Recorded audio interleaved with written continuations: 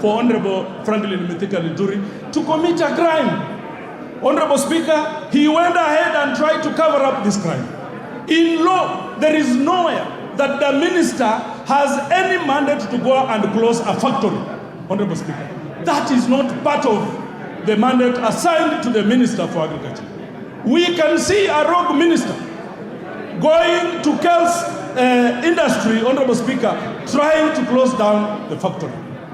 Honorable Speaker, all this leads to a cover-up by Honorable Mithika Linturi, and that is why I'm asking members of this House, members of goodwill, representatives of the people of Kenya, that we find it fit that the President dismisses Honorable Mithika Linturi from office, because, Honorable Speaker, the net effect of what Mithika Linturi did is that we are not going to have food. We support good intentions by His Excellency President William Ruto to ensure that Kenya is safe in terms of food, to ensure that Kenya has food that we can even export to our sister countries, Honorable Speaker. But we have a president with good intention. We have a minister who cannot implement the vision of his appointing authority. Honorable Speaker, this House should find it necessary that we recommend to the President that Mithika Linturi must vacate office. Honorable Speaker, Honorable Mithika Linturi has so many cases, some of them active, as I've indicated and proved, and as I've tabled in the annexures here, Honorable Speaker, that the minister has no time to concentrate on his work, Honorable Minister, Honorable Speaker. The Honorable Minister moves from court to court. This is a person who is not fit under Chapter 6 to hold any office in Kenya. Even a junior office of a messenger in this republic, Honorable Speaker. I want to plead with my colleagues. I want us to regain the integrity of this House, Honorable members. I want this House to go back to those days when Parliament was Parliament. When Parliament was for the people, by the people. Honorable Speaker, I will be seeking members of this House to support that we send Honorable Mithika Linturi home, so that the farmers in the counties of Bungoma, the farmers in the counties of Trans Nzoia, Nandi, the farmers in Meru, the farmers in Kiambu, Honorable Speaker, the farmers everywhere in this country that can have reprieve, Honorable Speaker, I will be relying heavily on the goodwill of this House. Honorable Speaker, I leave it to the House. It is a moral question. It is not a political question. I can look straight in the eyes of these members. And I would want to tell you, this is not about party lines. It's not about being whipped. It is about standing with the Manainji. It is about standing with the Cherotich. It is about standing with the Nekesa. Honorable Speaker, it is about standing with Wamboi. It is about standing with the smallest of farmers who do not even afford money, but the only mistake they do is to trust government, that they trust a government agency. They trust National Cereals and Produce Board. They trust the President of the Republic of Kenya. They trust that government cannot give them a raw deal, Honorable Speaker. They go and purchase fertilizer from National Cereals and Produce Board, a national agency, a government agency. It turns out that they've purchased sand, they've purchased rocks. It is a moral question, Honorable Speaker. I do not know how anyone in their sound mind can want to side with such a rogue minister. Honorable Speaker, I submit. Who is seconding your motion? You say, I beg to move, not to submit. Honorable Speaker, I beg to move. I would ask Honorable Kibagendi, Honorable Sarah was to second, but she's a bit late. I would ask Honorable Kibagendi to come and second. Honorable Speaker, as the Honorable Member from Bumula has said, I second this motion, and indeed, this is not just a political this is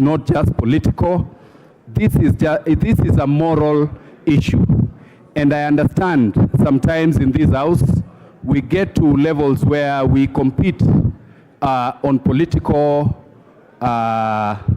affiliations, but on this particular matter, where the CS is genuinely and criminally involved in this particular issue of denying Kenyans their right, denying Kenyans their opportunity to produce, to ensure that we have food security in this country, it is prudent and necessary that we take it as a moral issue so that we deal with it.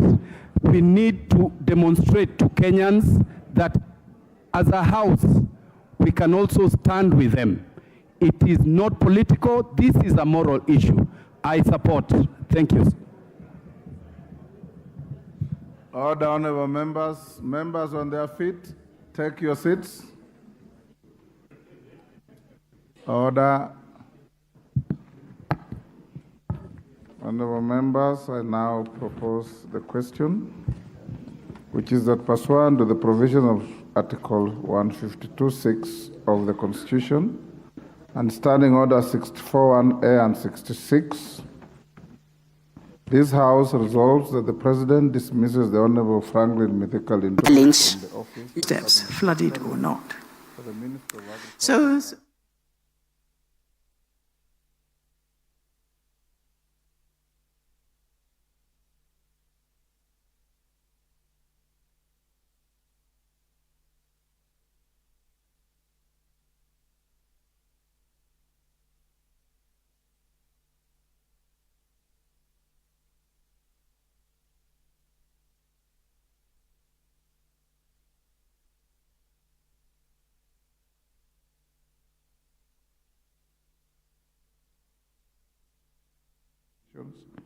on the procurement and distribution of fertilizer, therefore, violating the provisions of the Constitution on national values and principles of good governance, insofar as he acted as a state officer to make and implement a public policy to approve the procurement and distribution of fake fertilizer contrary to the recommendations of the National Cereals and Produce Board and agents in the ministry. And 2, approving procurement and distribution of fake fertilizer by the National Cereals and Produce Board discloses a gross violation of national values and principles of good governance insofar as he acted as a state officer to make and implement a public policy to approve the procurement and distribution of fake fertilizer contrary to Articles 10(1)B of the Constitution. B, gross violation of Article 46 of the Constitution, that one Franklin Mithika Linturi, acting in his role as Cabinet Secretary responsible for the Ministry of Agriculture and Livestock Development, appears to be in gross violation of this constitutional provision by 1, infringing on consumers' rights to goods and services of reasonable quality and to the protection of their health, safety, and economic interests by approving the procurement and distribution of fake fertilizer, and 2, approving the budgets for procurement and distribution of fake fertilizer by the National Cereals and Produce Board, thereby violating consumers' rights to goods and services of reasonable quality and to the protection of their health, safety, and economic interests as he approved the procurement and distribution of fake fertilizer contrary to Article 46 of the Constitution. C, gross violation of Article 73 of the Constitution, that the conduct of one Franklin Mithika Linturi, acting in his role as the Cabinet Secretary responsible for the Ministry of Agriculture and Livestock Development, appears to be a gross violation of this constitutional provision insofar as the public trust was exercised in a manner that is inconsistent with the purposes and objects of the Constitution. He failed to demonstrate respect for the people, failed to bring honor to the nation, dignity to the office, and failed to promote public confidence in the integrity of the office, contrary to Article 73, 1A, Roman 1, 2, 3, and 4 of the Constitution. B, gross violation of Article 201 of the Constitution, that one Franklin Mithika Linturi, acting in his role as a cabinet secretary responsible for the Ministry of Agriculture and Livestock Development, appears to have committed a gross violation of this constitutional provision by approving the procurement and distribution of fake fertilizer by the National Cereals and Produce Board. This amounts to a gross violation of the principles on public finance insofar as public money is concerned, and that public money was not applied in a prudent and responsible way when he approved the procurement and distribution of fake fertilizer contrary to Article 201D of the Constitution.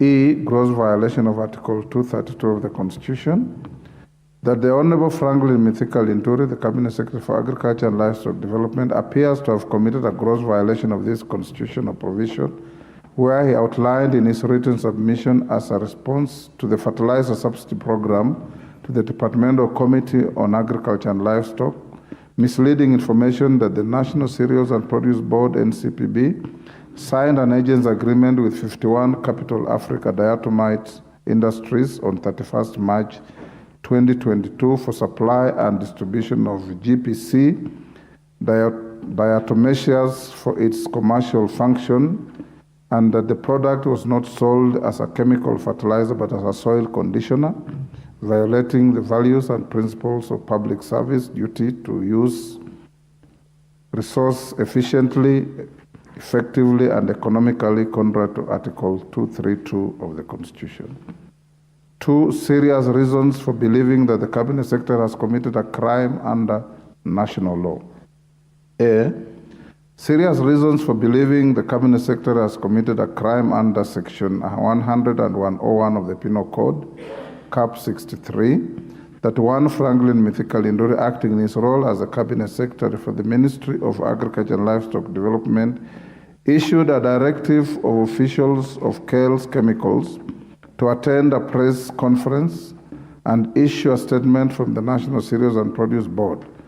His subsequent closure of the factory and declaration of it as a crime scene due to the company's refusal to participate in the staged press conference discloses grounds that there are serious reasons for believing that the Cabinet Secretary has committed a crime under national law, including but not limited to offenses involving abuse of office and false claims by a person employed in the public service, contrary to Section 100 and 101 of the Penal Code, Cap 63. Order.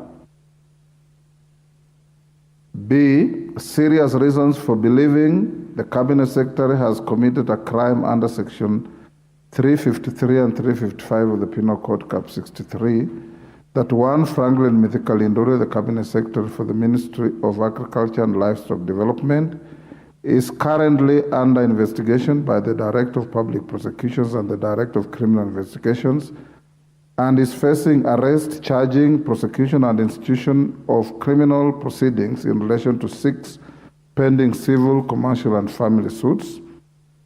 This discloses grounds that there are serious reasons for believing that the Cabinet Secretary has committed a crime under national law, including but not limited to offenses involving uttering false documents and procuring execution of documents by false pretenses, contrary to Section 353 and 355 of the Penal Code, Cap 63.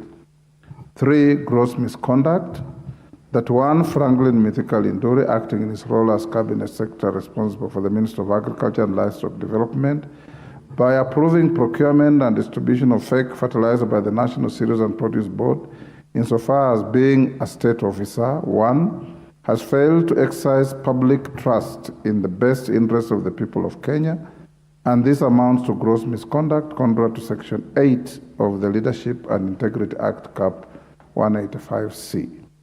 2, has failed in the performance of his duties to the best of his ability, to carry out the duties of the office efficiently and honestly, and to carry out the duties in a transparent and accountable manner, and this amounts to gross misconduct under sections 10A and B of the Leadership and Integrity Act, Cap 185C. 3, has failed to demonstrate professionalism in carrying out duties of the office in a manner that maintains public confidence in the integrity of the office, and this amounts to gross misconduct under section 11A of the Leadership and Integrity Act, Cap 185C. 4, misled the public by submitting false information to a departmental committee of the National Assembly that GPC diatomaceous was distributed as a soil conditioner and not as a fertilizer, and this amounts to gross misconduct under section 29 of the Leadership and Integrity Act, Cap 185C. Members who signed to the motion are 110, and their list is attached to the motion.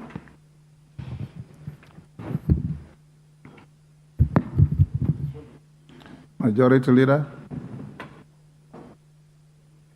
Who has a point of order? Owen Bayer. What is the point of order?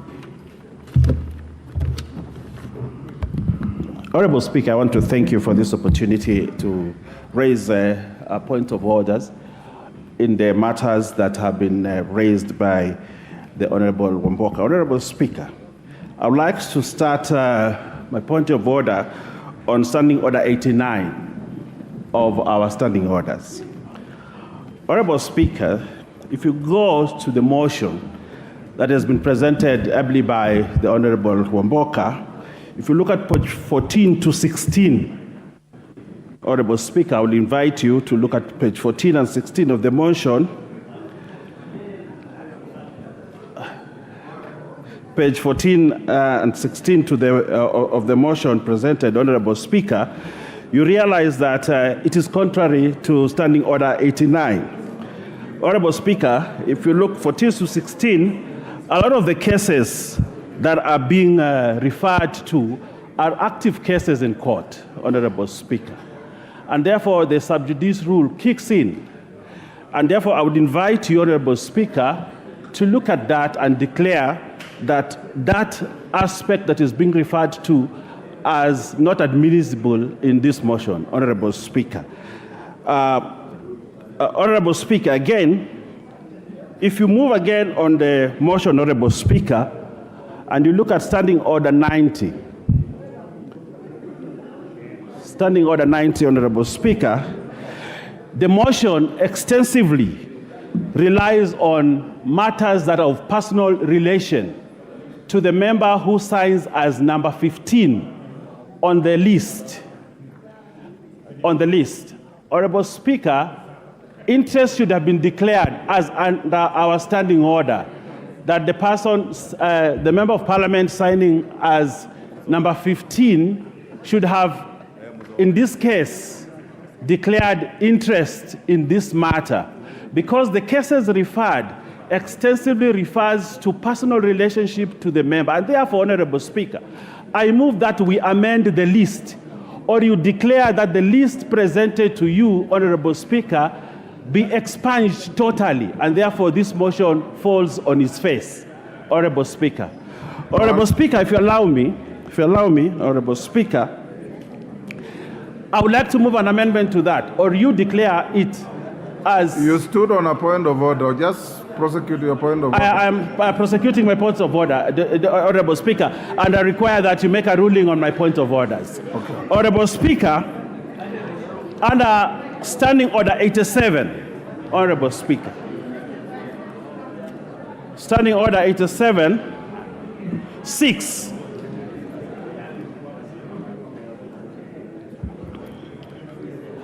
Except as the Speaker may otherwise allow, it shall be out of order for a member to refer to any extract from print or electronic media as an authority in a member's speech. Honorable Speaker, if you look at the motion as laid by my friend, the Honorable Kwamboka, and I will request that you make a ruling on this, Honorable Speaker. If you move from page 11, he refers to electronic. The whole thing is based on electronic print media. If you look at page 11, he refers to Citizen Digital. If you move again, he refers to Nation.media. On page 12, on page 13, Honorable Speaker, he refers, and if you continue, Honorable Speaker, the whole motion is based on extracts from electronic and print media. Honorable Speaker, our standing order 6 does not allow that happens, and therefore this motion, Honorable Speaker, in my preliminary objection on this, Honorable Speaker, and our current standing orders cannot stand the presence of for it to be tabled here. Honorable Speaker, I would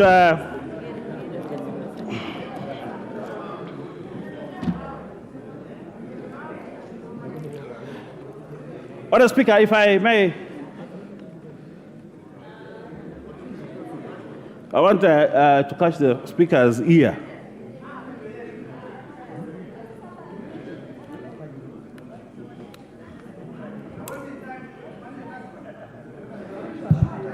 Yes, Owen. Yes. Can you finish your point? I'm finishing on, I want to refer you again to our standing order 87, Honorable Speaker. That some of the acts, Honorable Speaker, that are being alleged to have been committed by the Honorable Mithika Linturi refer to matters that were before he became a cabinet secretary. Matters which were dealt with conclusively at the point when this parliament vetted the Honorable Mithika Linturi. And therefore, our standing orders say that if you look at 87, Honorable Speaker, if a matter has been discussed and dispensed with during a session of Parliament, for which this session refers to, Honorable Speaker, it cannot again be referred to during the same session. And Honorable Speaker, the cases that are referred to here were dealt with. They happened before the Cabinet Secretary was appointed Cabinet Secretary. And again, these matters are being reintroduced in the House. Unless with your express permission, these matters can be introduced. But as it stands now, Honorable Speaker, the motion as presented and I request your judgment on ruling on this matter, Honorable Speaker, cannot stand to be discussed in this House. I rest my case, Honorable Speaker. Thank you, Owen Baya. Order. That point of order should not elicit a trajectory that is unrelated to the motion. On the question of sub judice, you have to demonstrate that any mention of a case that is pending before court in the House will prejudice the possible outcome of that case. And if any member ventures into discussing the merit of any case pending before a court of law, the Speaker, who is a consummate lawyer, will stop that member. On the matter of conflict of interest, you've simply said number 15. You have not mentioned the name. And the number of members required to support the motion was 88. We have 110. So even if you have number 15 out, it makes no difference. So I'll order that the motion continues. Morugara. All of you. Right. Thank you very much. Thank you very much, Mr. Speaker. Mr. Speaker, I rise to oppose this motion, and I do have various reasons why I urge the House to reject this motion. Some of them are purely based on the law, because the motion, in certain respects, does breach statutes, and as such, this House cannot condone a motion that breaches statutes. Mr. Speaker, if you allow me to move because I have limited time, I wish to draw the attention of the House to the affidavit in support of the motion. The affidavit is sworn by the mover of the motion before a commissioner for oaths. It is also very clear from the motion that the affidavit was drawn by a law firm of Messrs. Brian Kaemba, Kamau and Company Advocates. It then becomes apparent on the face of the record that the affidavit was commissioned by the same advocate, Odruet. That advocate is Mr. Brian Madila Kaemba, who is of the law firm of Brian Kaemba, Kamau and Company. That being the case then, this affidavit is in direct contravention of the Oaths and Statutory Declarations Act, Chapter 15 of the laws of Kenya. And the offended section is Section 4.1 of that particular act, because it expressly prohibits any person who is administering the oath not to have any interest in the matter. Having done so, then it means the affidavit in support is faulty, and the Speaker has the discretion to expurge it from the record. If that is done, it means then the affidavit and all the supporting documents go with it. If that happens, then it means we have a motion that is not supported by any evidence. The consequence of that is that the motion cannot stand as it is and should actually fail. For that reason, and I do reserve my rights to raise this at any stage, I urge the House to reject this motion for being in contravention of the statute. Number two, it is vitally important that as we debate, we also know that this House is not a guillotine. A guillotine, for those who do not know, was an instrument of execution during the French Revolution, which was in the 18th century. And the purpose of the guillotine was actually to chop off everybody's head when it was brought before that particular tribunal. We must go to what our Constitution says, which is exactly what we have before the House. What does a cabinet secretary do?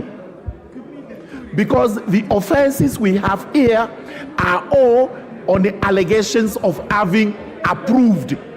He made approvals for certain contracts. He made approvals for certain disbursements. He made approvals. The question we ask is this: under our Constitution and the law, who is the accounting officer?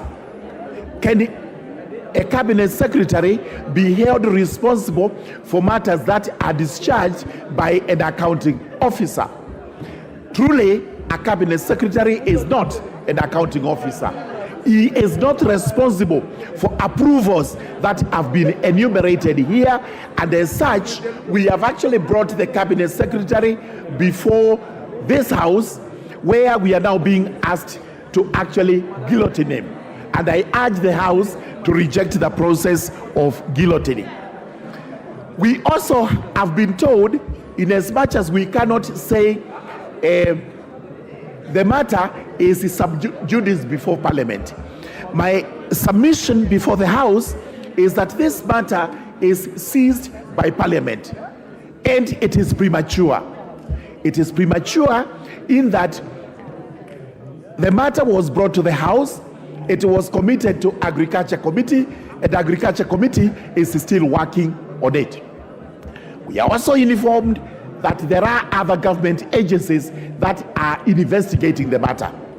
The net effect is that the results of these investigations may actually exonerate the cabinet secretary, and therefore, if this House proceeds with the motion as it is, we have the possibility, there is a likelihood of making a premature decision.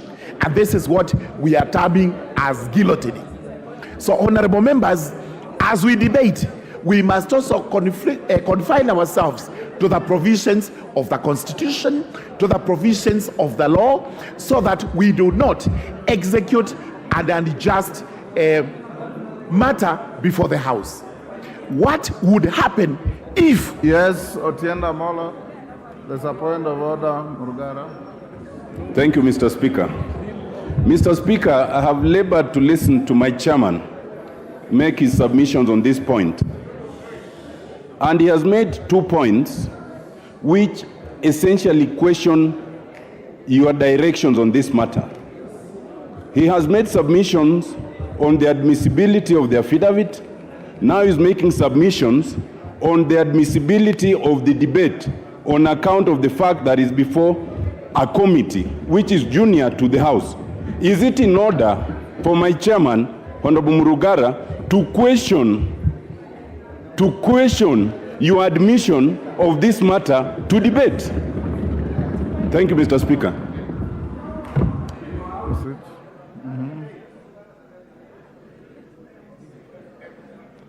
Give Murugara. Yes, thank you so much. The Speaker, sir, under standing orders, what the Speaker did was to look at the motion as it was presented before him. He may not have gone into the nitty-gritty of how the affidavits and the rest of the evidence was introduced, because he was not required to do so by the Constitution and by the law. It is now during debate when we actually have the opportunity to demonstrate to the House exactly what the loopholes, what the shortfalls are as far as this petition is concerned. What the Speaker is required to do is to glimpse over the grounds, over the affidavit, and confirm that it meets the threshold. That threshold in itself is not conclusive that all the matters that appertain herein have been looked at and have been examined. This is why, and as he rightly says, as the chairperson of the Justice and Legal Affairs Committee, I have the responsibility to draw to this House the various statutes which may have been breached. I also have the responsibility to actually draw to the attention of the House if there are any constitutional contraventions. So, Mr. Speaker, sir, before the Agriculture Committee is actually an investigation by this House on, or if not all, most of the matters that are in this petition.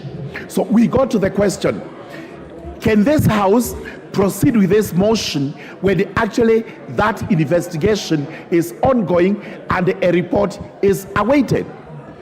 I may not be able to call upon the House, upon the Speaker to make a ruling now, but I call upon the House to reject this particular motion because of the fact that the same matter is seized by the same House, and we await the outcome in a parliamentary report that will be tabled here, which we are going to report and in which we will make our recommendations.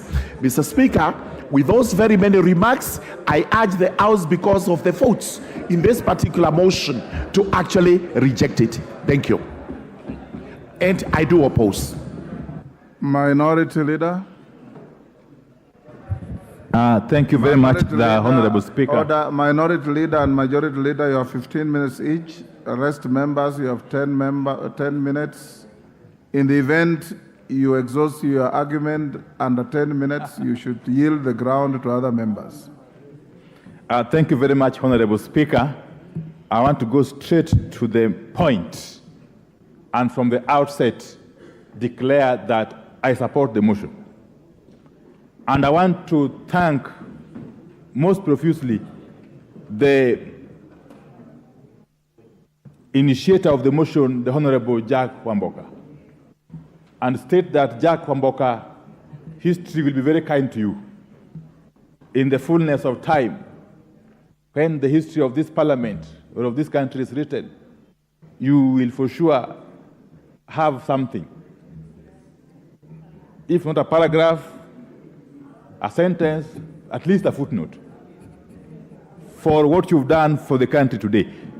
And let me say this, Honorable Speaker, that listening keenly to the submission by Honorable Wamboka and having scrutinized into detail the documents that have been presented, the annexures, and so on and so forth, I am more than convinced that the Cabinet Secretary, the Honorable Linturi,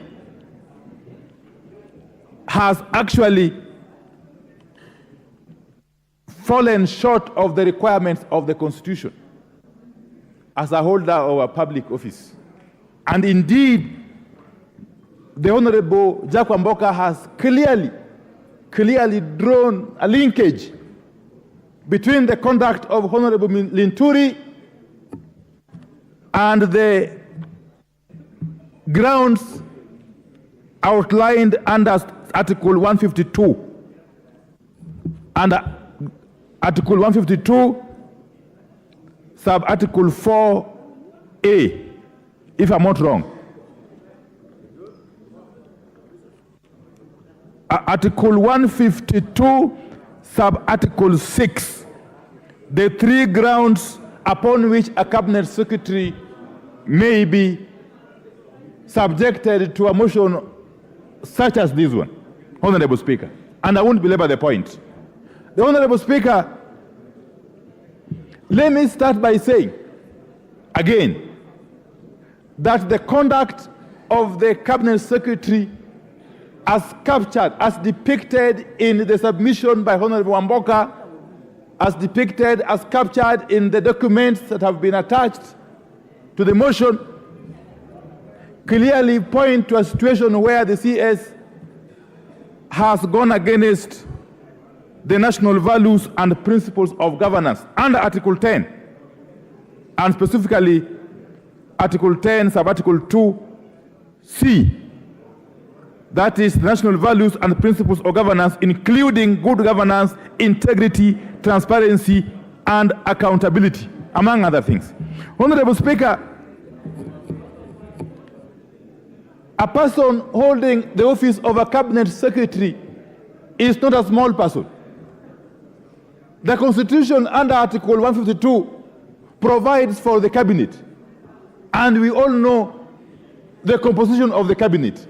And the Cabinet Secretary is a member of the Cabinet under Article 152. Honorable Speaker, the Constitution goes further. Under Article 152, sub-Article 4A, that each person appointed as a Cabinet Secretary assumes office by swearing or affirming faithfulness to the people and the Republic of Kenya, and obedience to the Constitution, and so on and so forth. But it goes further at Article 153,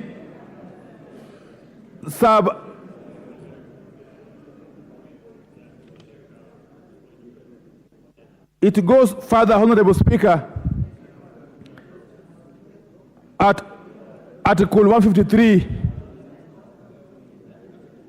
sub-Article 2, to state that CSS are accountable individually and collectively to the President for the exercise of their powers and the performance of their functions. Why am I saying this, Honorable Speaker?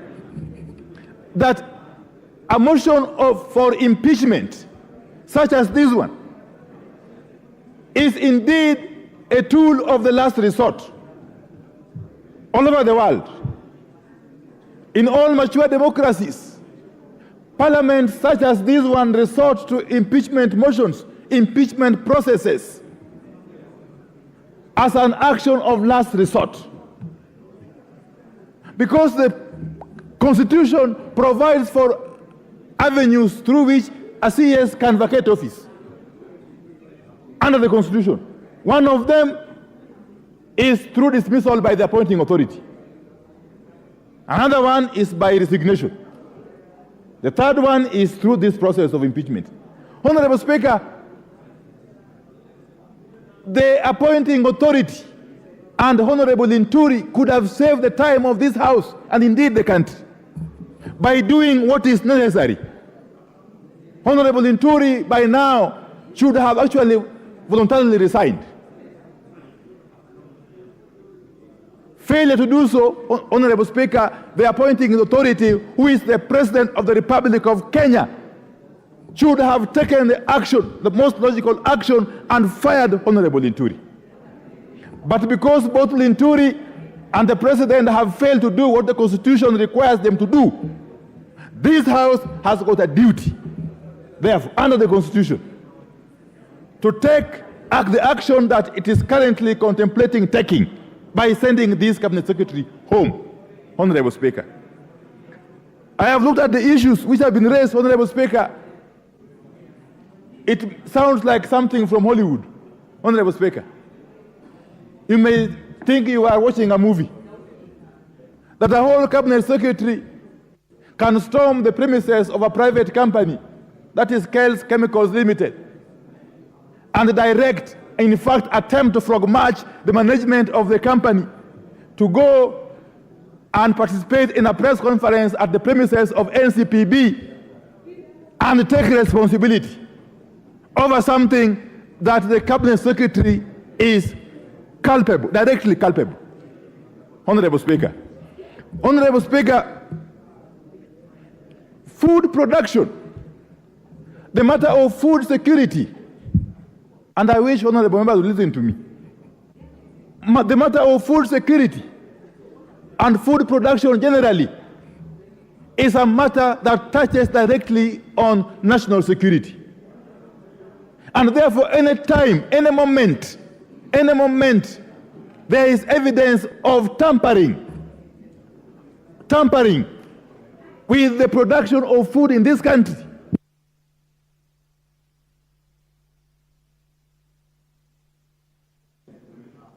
what's happening? By way of supplying substandard or fake farm inputs, including fertilizer, Honorable Speaker. In some countries, you would be actually be summarily executed. In some countries, if you are suspected of having been involved in jeopardizing food security of a country, of a nation, you would actually be summarily executed in the public. But we are lucky we have got a functioning constitution and we are governed by the rule of law. And therefore, Honorable Speaker, this is not a small matter. This is not a light matter. This is not a matter of politics. This is not about Kenya Kwanza or Azimio. It can't be.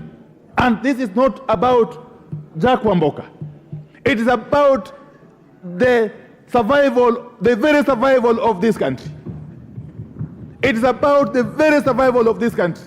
Honorable Speaker, countries that are food deficient, history has recorded, have been prone to coups and counter coups and civil upheavals. And therefore, anybody attempting to jeopardize food production is inviting us as a country to go that direction. A hungry country, a hungry populace is a very, very dangerous populace. You cannot govern it. You cannot govern a hungry population. They can rise up against you anytime and overthrow you.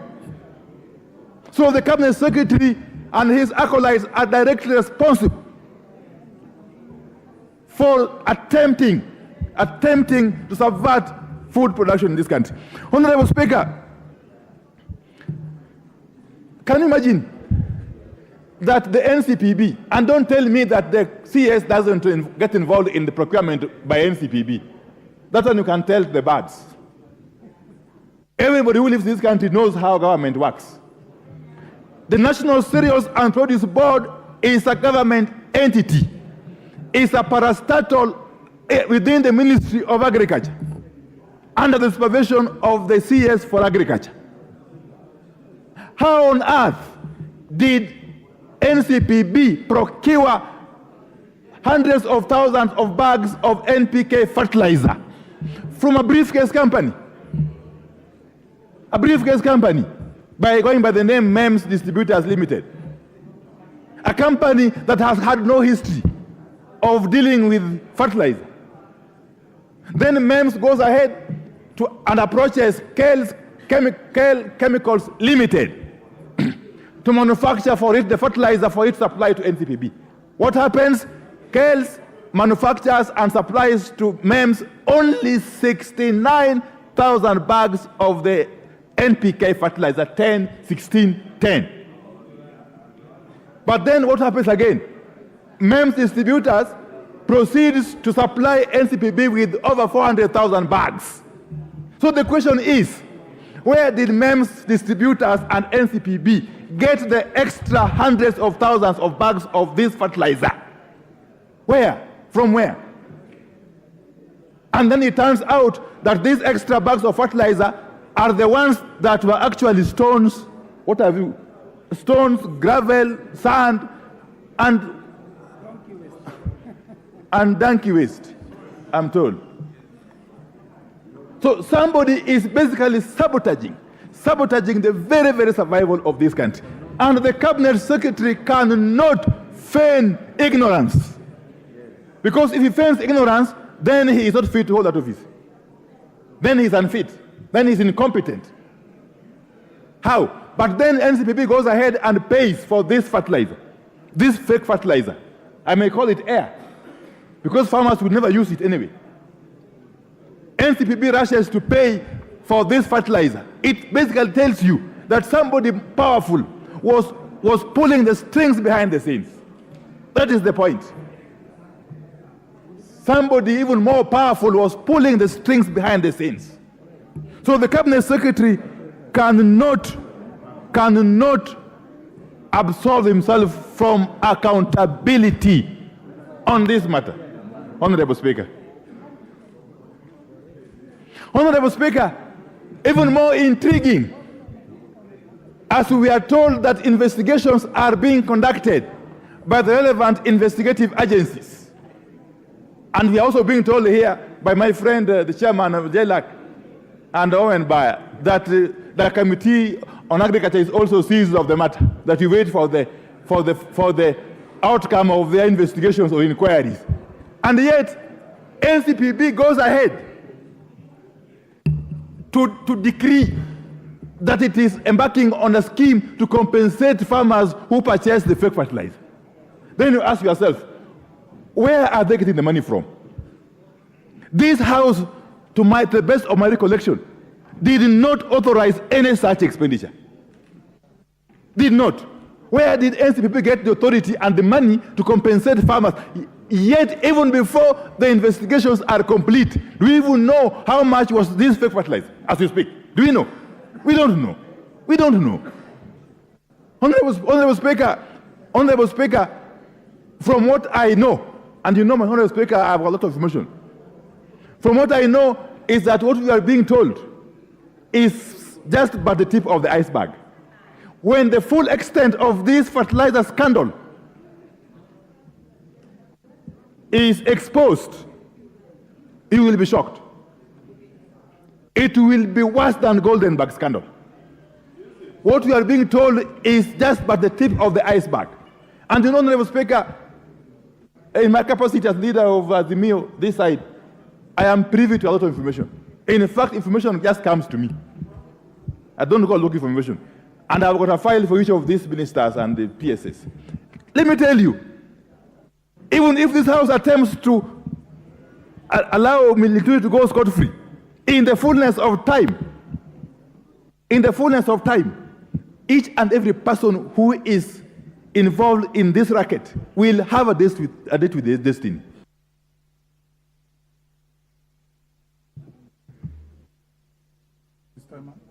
Your time is up. I told you you had 15 minutes. 30 seconds. Let me just say that I support this motion, and I want to appeal to all my colleagues. Let's just send a message home, regardless of our political affiliation. Today, by sending these CS home. That will actually earn us a lot of respect as an institution of parliament. Let's for once allow this process to get to the select committee to undertake proper investigation and inquiry at the hearings, Honorable Speaker. With those very many remarks, I support. Mary Wamaua. I see you on the screen. You seem to be unprepared. Malulu Njendi, you've keyed in and you... Thank you, Mr. Speaker. Mr. Speaker, I arise actually to oppose this motion. Mr. Speaker, as I oppose this motion, I also want to make it clear to the mover that persons who are opposing this motion are not of unsound mind, as he alleged in his moving remarks. He said persons who are opposing this motion have unsound mind. You said that, it's unanswered. So I want to confirm that I'm of a sound mind as I oppose this motion. Mr. Speaker, as I oppose this motion, it is simply because many times we have wanted to sacrifice people who are not really victims of what we want to sacrifice them for. I recall, Mr. Speaker, in Kakamega County, they also saw this fake fertilizer by the county government. Mr. Speaker, upon investigation, it was found that this fertilizer, as much as everyone was crying for the head of the governor, it was something fishy with the supplier, with the standards in the Kakamega County. Madam Speaker, personally, at all this, I'm looking at the role of the CEO of National Cereals and Produce Board. What is his role in this procurement?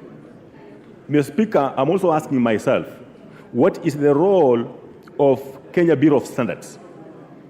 Mr. Speaker, these are the key bodies that were advising on what to be supplied and finally what was supplied in terms of standards. Mr. Speaker, I'm afraid that what is being alleged here, I have a feeling it could be something that is beyond what's on this floor, because most of us, as we arise to speak, as even raised by Honorable Bayer, we could be seeing more than what you're seeing on the floor of this House. It could be something that has gone wrong somewhere, maybe in a family line or something like that, that finally it has found itself on the floor. Mr. Speaker, this matter is under investigation. The CEO of the National Cereals and Produce Board has been arrested. So if we proceed, for example, now to impeach the minister or the CS, Mr. Speaker, personally, I will be taking it to be that you have actually acted before the actual truth about this fertilizer has come out. I would that we actually don't proceed with this motion so that we give time to the actual bodies that are entitled with investigations to investigate. They complete the process of investigation. Court cases take this matter through. ESC takes this matter through. But finally, when you have a report, then this matter can come on the floor of the House. Mr. Speaker, I'm also aware this matter is under the Agriculture Committee of the National Assembly, also the Agriculture Committee of the Senate. Mr. Speaker, I would that we let this matter, first of all, be processed by those respective committees, after which now we can proceed whether this CS is really criminal or this matter as alleged by the mover. Otherwise, Mr. Speaker, I oppose this motion. Thank you.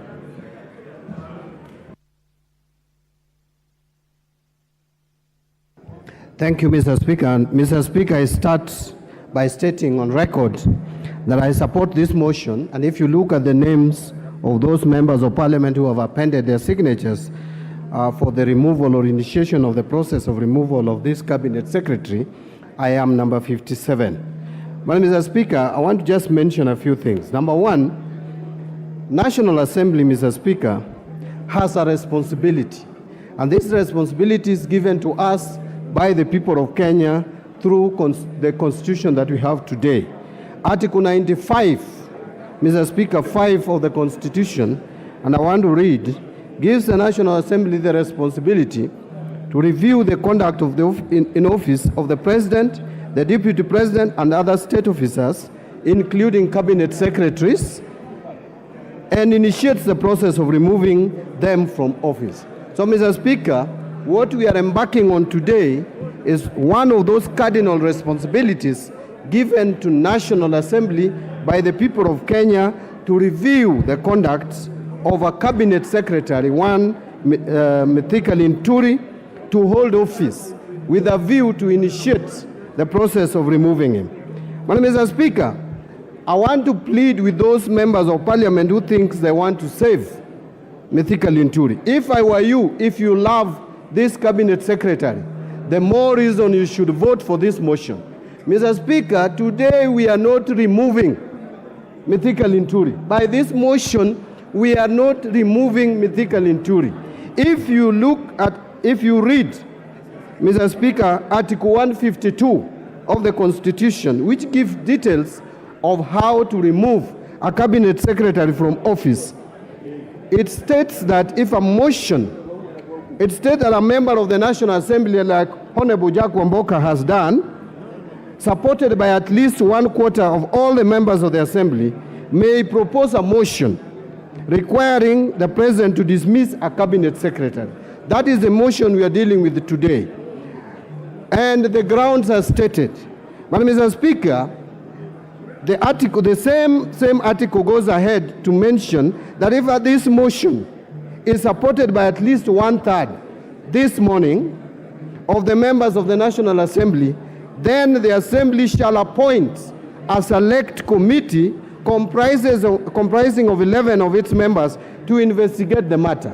Mr. Speaker, if you look at the document presented to us by Honorable Wamboka, the only way justice can be done to this cabinet secretary is for this House to push this matter forward so that a select committee of this House will have an opportunity to look at the details as presented. How else, Mr. Speaker, will we even know that this telephone call was made by Honorable Mithika Linturi if we don't give opportunity to this House to appoint a select committee to go and scrutinize, get to the bottom of these details, and bring a report to us. If they find that these matters are not substantiated, if the committee shall find that these matters are not properly substantiated, then the matter will end there. The committee will report back to the House and the matter will die. But if the matters will have been found to have been substantiated, then this House will proceed to take another vote, Mr. Speaker, where even before we take the vote, we will present Honorable Mithika Linturi with an opportunity to address this parliament and defend himself. That is the time we will know that he is innocent or is not innocent. But stopping this process at this stage would be reckless, would be careless, and would demonstrate a House that does not know its responsibility. So, Mr. Speaker, I want to also add that it is not just on grounds of gross violation of the provisions of this Constitution that you would initiate a process of removing a cabinet secretary. It is not only on the grounds of where serious reasons of believing that the cabinet secretary has committed a crime under the national or international law that a process like this would be initiated. This process would even be initiated if we have a reason to believe that there is gross misconduct on the part of the cabinet secretary. And Mr. Speaker, based on the evidence that Honorable Wamboka has presented to this House, and particularly I'm concerned about the issues of National Cereals and Produce Board. Mr. Speaker, the first question that I would ask those who want to oppose this motion, are you telling us that National Cereals and Produce Board would go ahead with the budgetary provision given by this House as proposed by the Cabinet Secretary, presented to us? We give out money. This money goes and buys kokoto instead of fertilizer given to our farmers, and only whistleblowers are able to know. Yet we have a ministry which has a cabinet secretary heading that ministry, and that cabinet secretary is ignorant. But Mr. Speaker, what worries me more is the evidence that is produced before us through a letter that is written by a lawyer, Ahmed Nasir Mohammed. And clearly, Ahmed Nasir is telling us that Mithika Linturi even attempted to subvert justice by trying to dictate or order this particular factory to go and issue a statement. And the evidence is there. The telephone number is there. Calls were made. Safaricom can confirm the same. And that is why I want to plead with this House, Mr. Speaker, that this is a matter that we cannot treat casually. This is a matter of hunger. It is a matter of food. It is a matter of food security in this country. It is a matter that can bring this country to anarchy, as the minority leader said. We must show responsibility. You are elected by your people to come and speak for them. They don't have a voice. They cannot talk to Mithika Linturi. It is you who can speak to Mithika Linturi. It is you who can speak to William Ruto, who appointed Mithika Linturi. And when these cabinet secretaries were appointed, Mr. Speaker, I remember saying that this is going to go in the records of history as the most incompetent cabinet. And you can already see that some people are protecting, Mr. Speaker, Mithika Linturi and claiming that he was ignorant of what was happening in National Cereals and Produce Board. Mr. Speaker, if Mr. Linturi can be ignorant of what is happening at the National Cereals and Produce Board, then what can he be ignorant about? This is an incompetent... Honorable Mbadi, there's a point of order. Mr. Speaker, I rise pursuant to Standing Order number 83, as read together with Standing Order number 91, on the accuracy of information that is being provided by my very good friend, the Honorable Mbadi.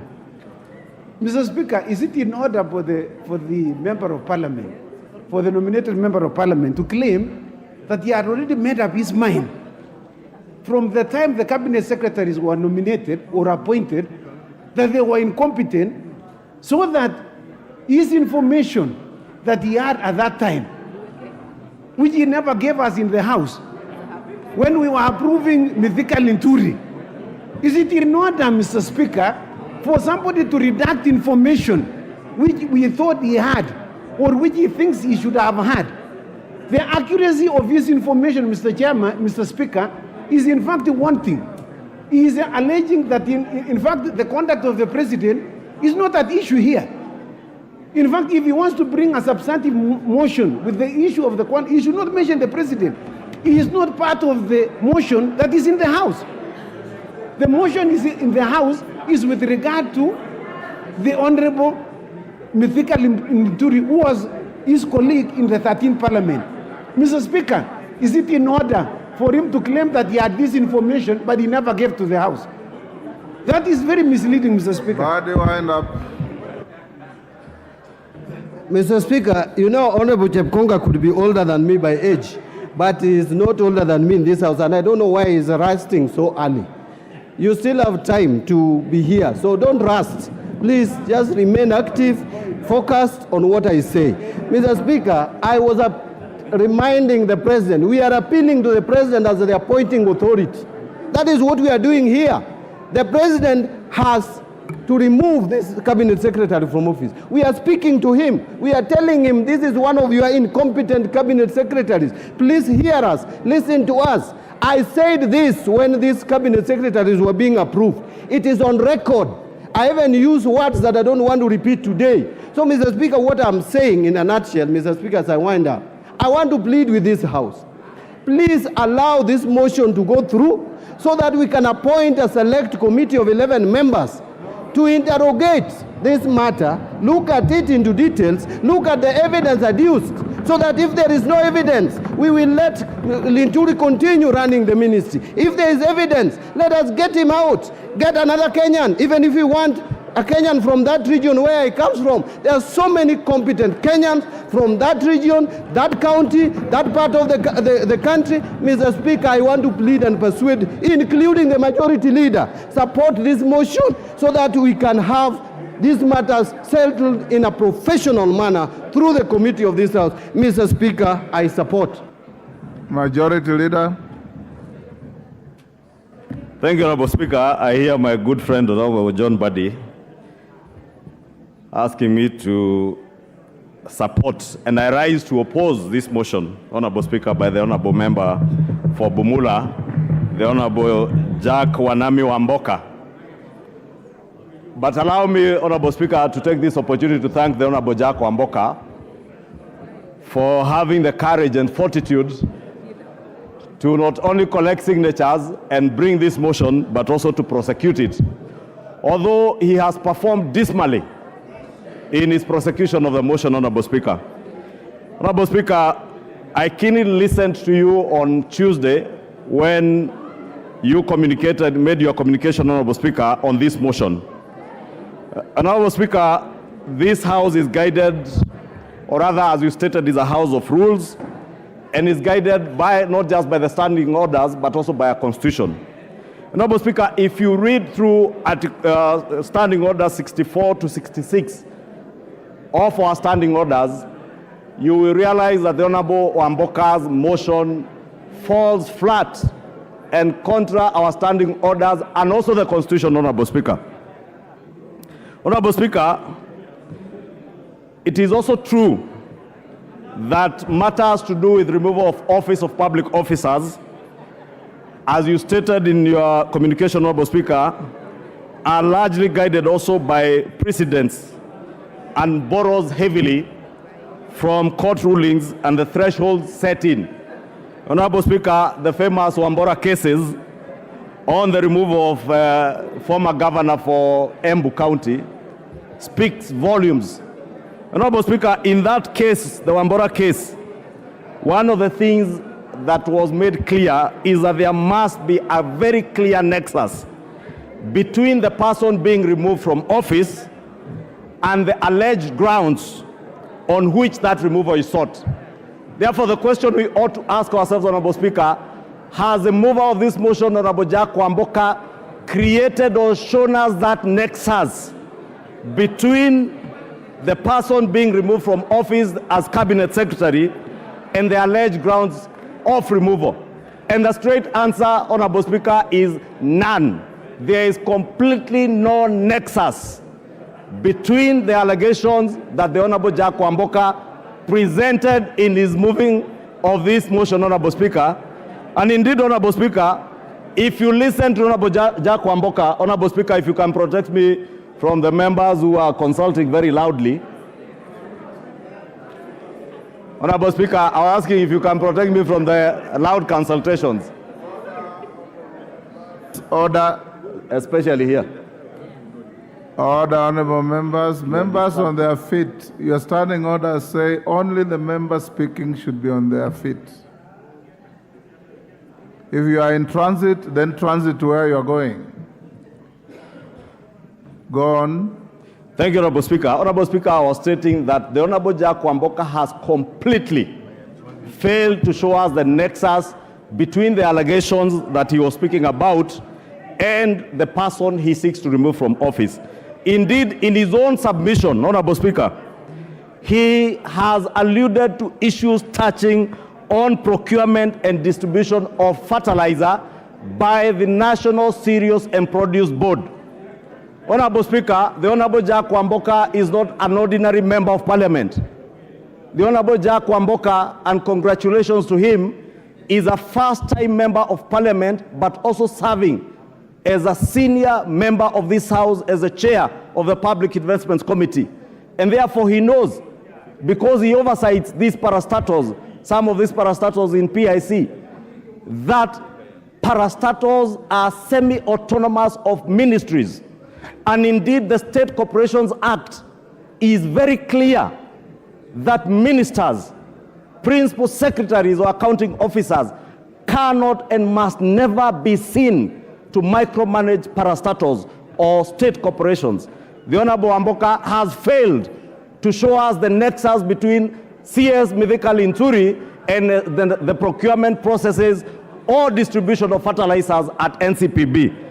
Indeed, Honorable Speaker, he also failed to inform the House that DCI that has been investigating this matter has already preferred charges against arrested and preferred charges which the DPP has consented to for the prosecution of officers that DCI feels might be culpable on the matter of the procurement and distribution of this fertilizer, Honorable Speaker.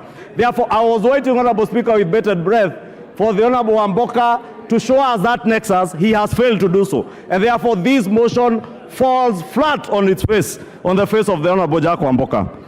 Honorable Speaker, it also lacks any clear precision of the violations of law and the Constitution. And the Honorable Wamboka did not show us any clear violation of any section of the law or indeed of the Constitution by CS Mithika Linturi. Honorable Speaker, look at the probate value. And I think the Honorable Murugara had alluded to it. The Honorable Mbaya had also alluded to the probate value of the issues that the Honorable Jack Wamboka has tabled before the House. Honorable Speaker, he took us through what the Honorable Member for Kilifi North was telling us were not just excerpts from Citizen, NTV, Nation newspapers, Star newspaper, and other media houses. And Honorable Speaker, we have tremendous respect for our media houses because as a fourth estate, they have a duty like we do to oversight government and the executive, Honorable Speaker.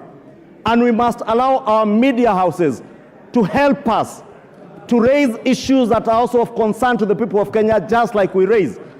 But media houses cannot be the basis, Honorable Speaker, in line with our own procedures in this House, to adduce evidence before this House.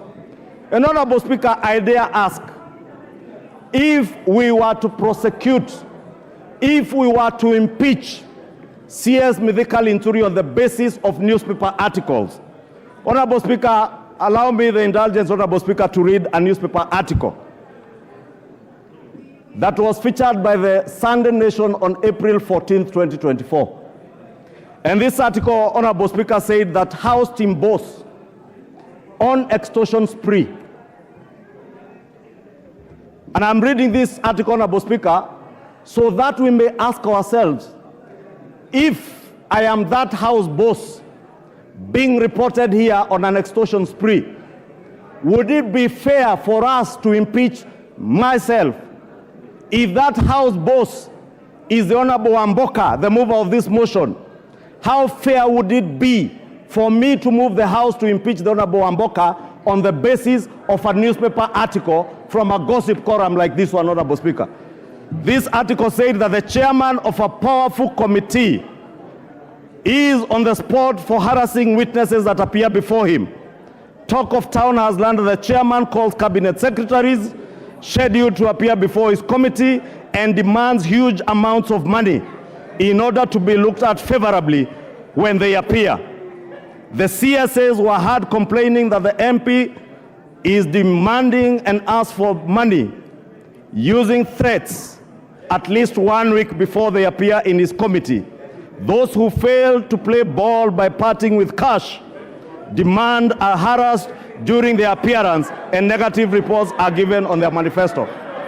Honorable Speaker, Honorable Speaker, Member for Busia, you are totally out of order to stand up and raise your hands. Order. Honorable Speaker, I read this article because I am pointing to the issue of us using newspaper articles, media reports to impeach state and public officers, including members of parliament, chairs of committees, cabinet secretaries, principal secretaries, Honorable Speaker, that we cannot use the basis of newspaper reports to impeach anybody. And that's why I said, Honorable Speaker, if I was that House boss, only that I don't chair a committee, The Honorable Amboka Wanami is a chair of a powerful committee. How do I know? Who would know what this newspaper column was, who it was referring to? Supposing it was Honorable Amboka, how fair would it be for us to seek to impeach him on the basis of a gossip column, like he's calling on us to impeach a cabinet secretary today on the basis of newspaper and media reports? Speaker, I say, Honorable Speaker, he has completely failed to prove his case. Honorable Speaker, moving on, Honorable Speaker, is this motion a decoy?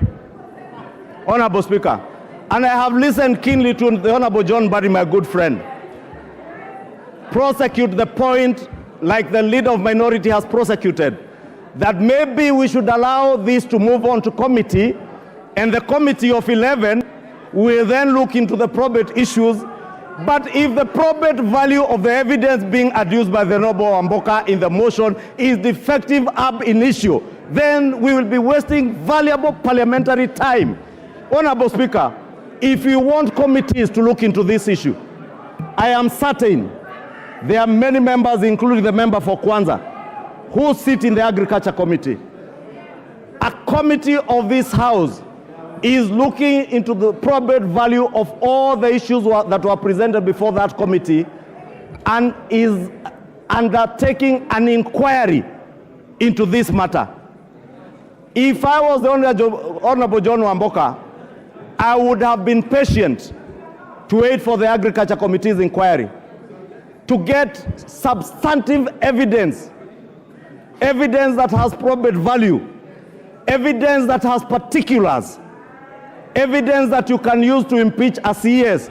Otherwise, what he has brought to us, Honorable Speaker, here is not even worth the paper published on these newspapers and the articles he has presented before the House. Just like this article speaking about a member of parliament extorting from cabinet secretaries is not worth our time. We should then not be wasting our time. Molo, what is, Honorable Speaker. Order. Senior Counsel Molo, what is the problem? Mr. Speaker, I stand under Standing Order 87, 4, and 91.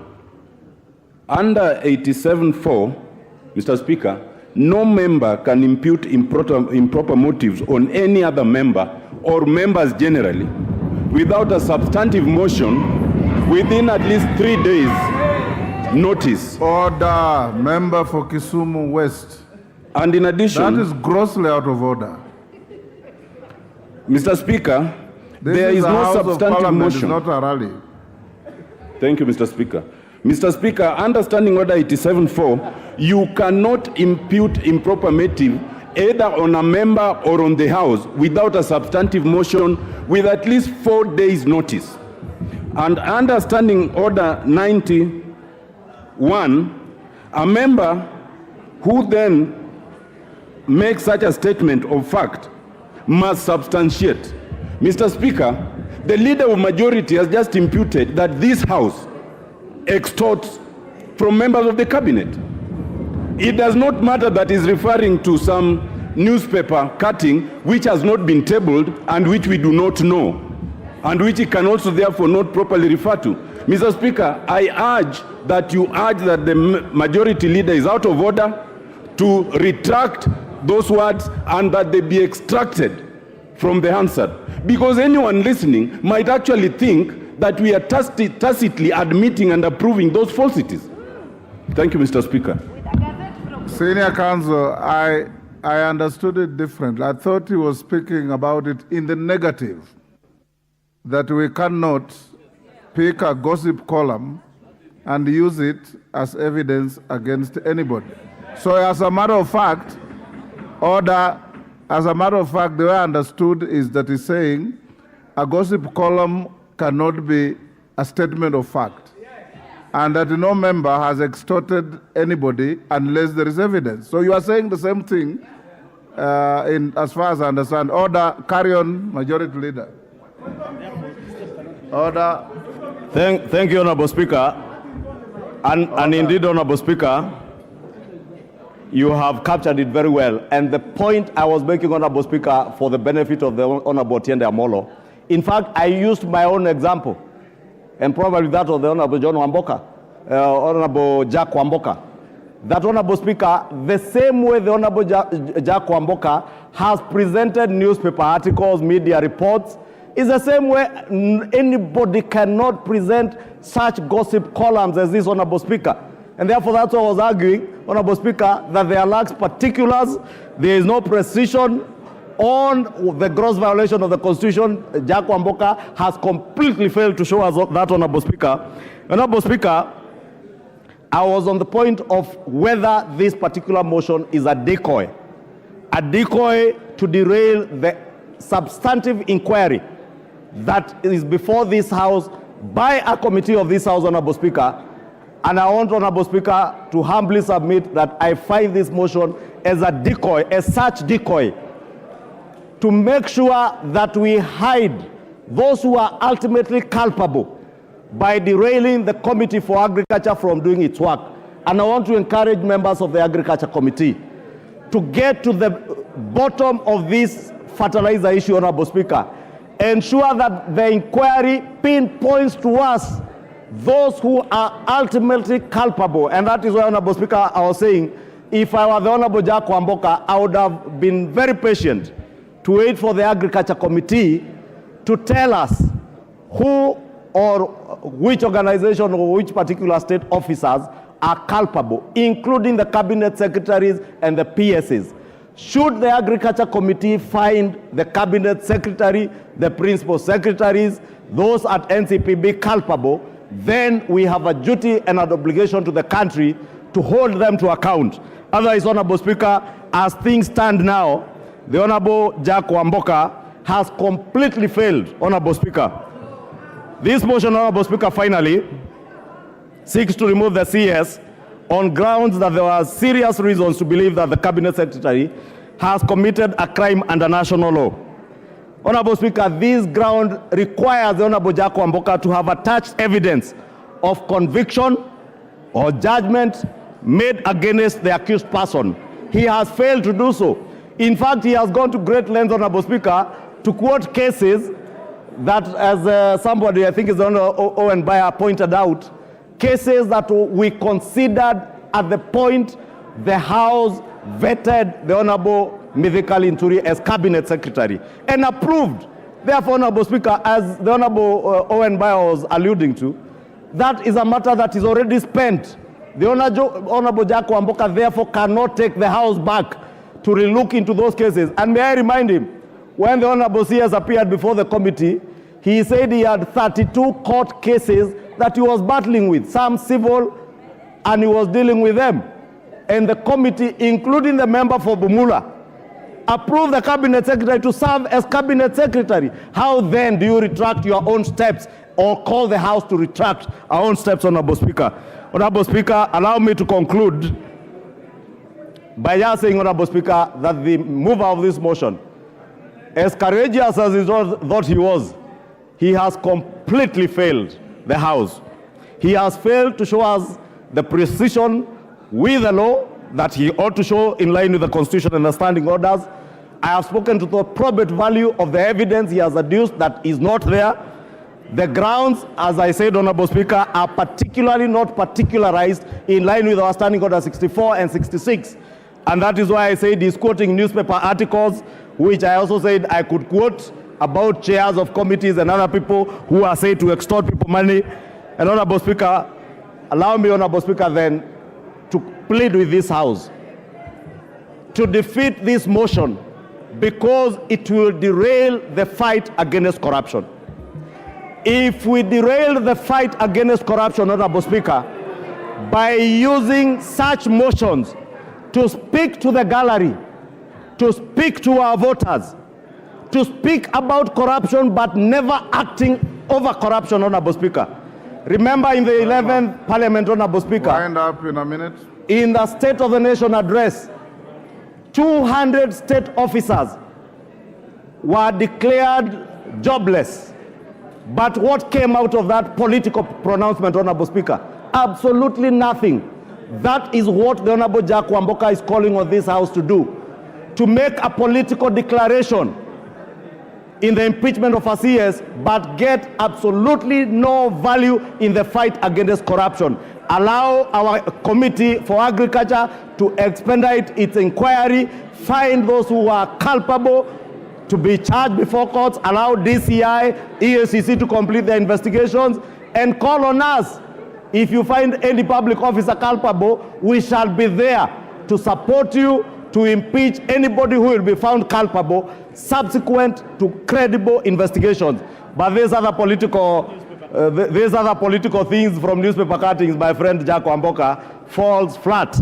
And I would beg you this early to withdraw this motion to save yourself from the embarrassment, Honorable Jack Wamboka. This is why the Constitution put a very high threshold. Daniel Manduku. Daniel Manduku. Nyaribari Masaba.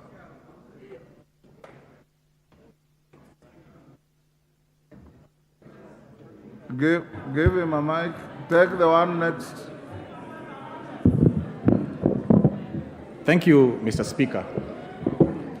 I rise to support the motion of impeachment of the Honorable Mithika Linturi as CS for Agriculture. Mr. Speaker, I support this motion not just because I represent farmers in Nyaribari Masaba, nor is it because my own mother is a victim of the fake fertilizer scam. Neither is it because I'm a farmer.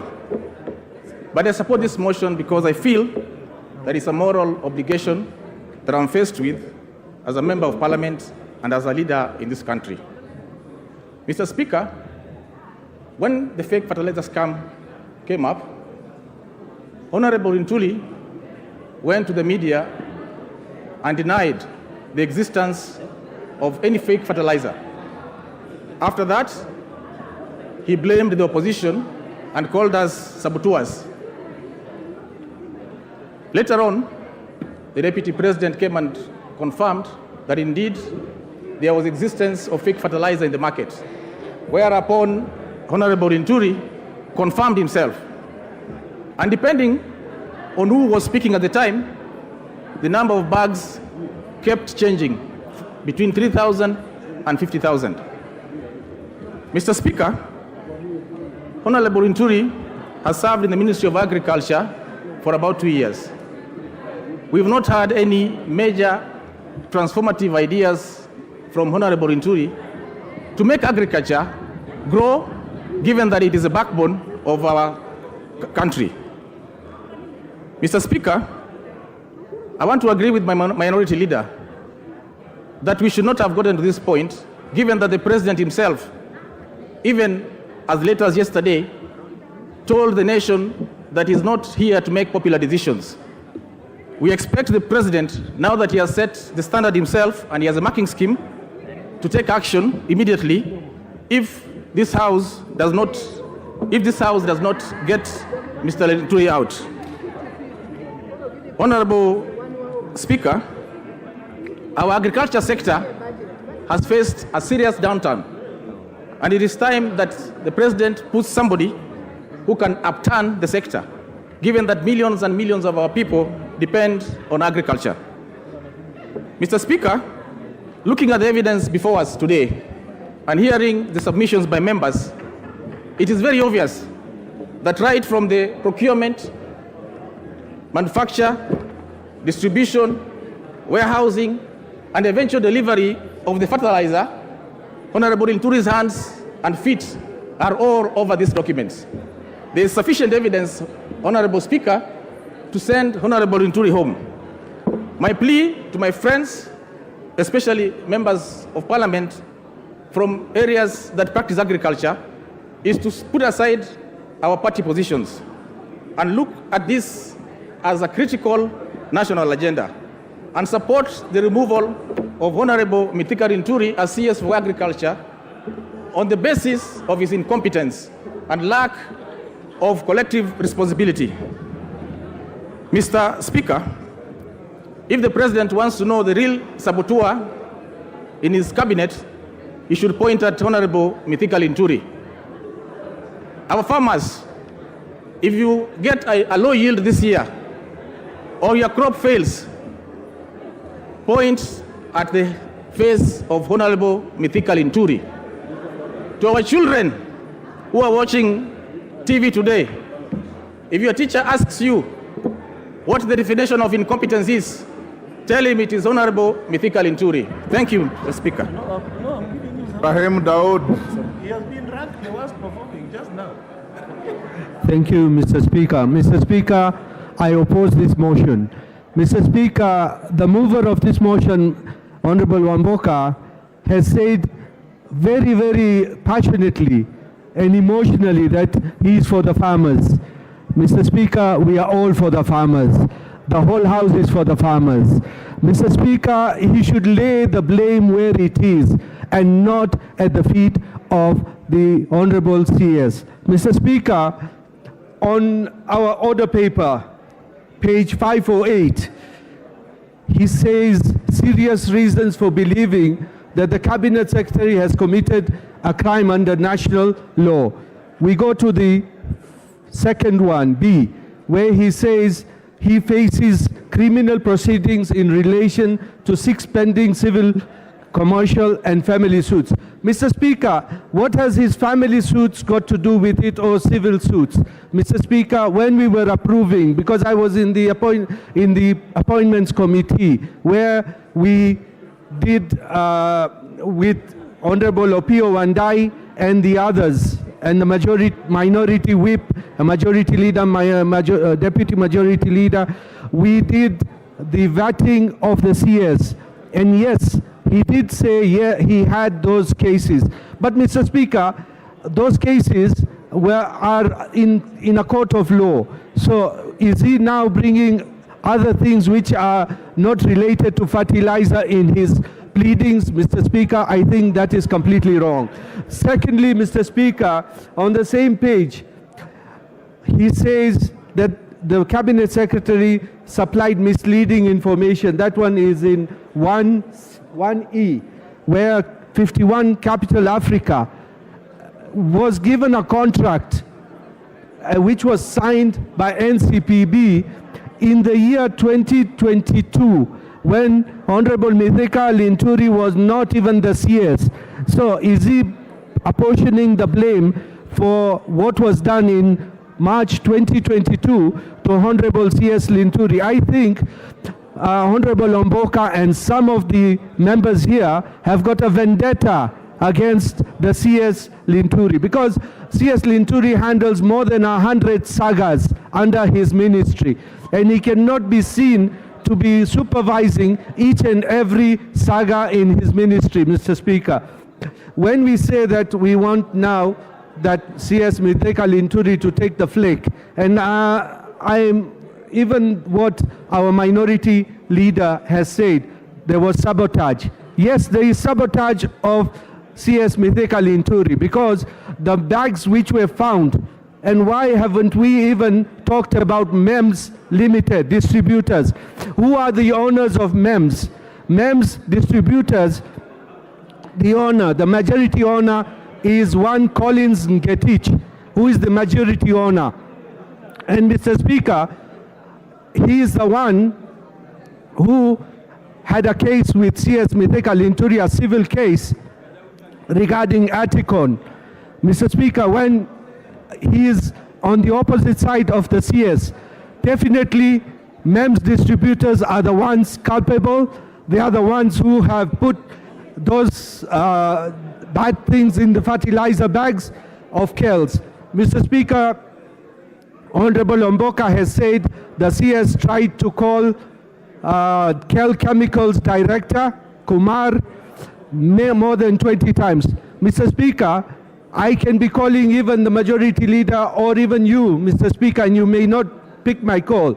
Even sometimes I call my friend here, Mheshimiwa Ronald Karaure, for more than 20 times. He doesn't pick my call. So what does it mean? Or when I talk to him, have they got records of what I talk to him about?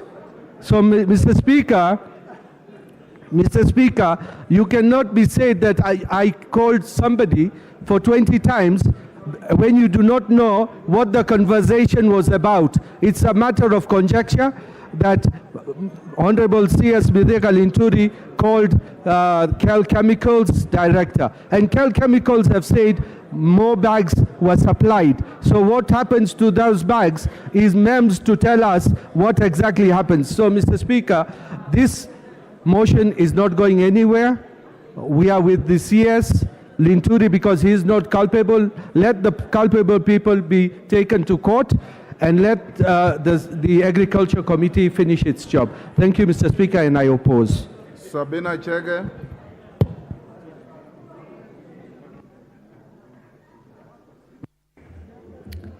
Thank you, Mr. Speaker, for giving me an opportunity to speak on this.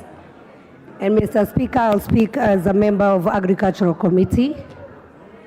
Mr. Speaker, we have encountered this story of fake fertilizer from the time it caught the attention of the committee of this House. Mr. Speaker, many things have transpired and happened, and I would want just to highlight a few things that members should know.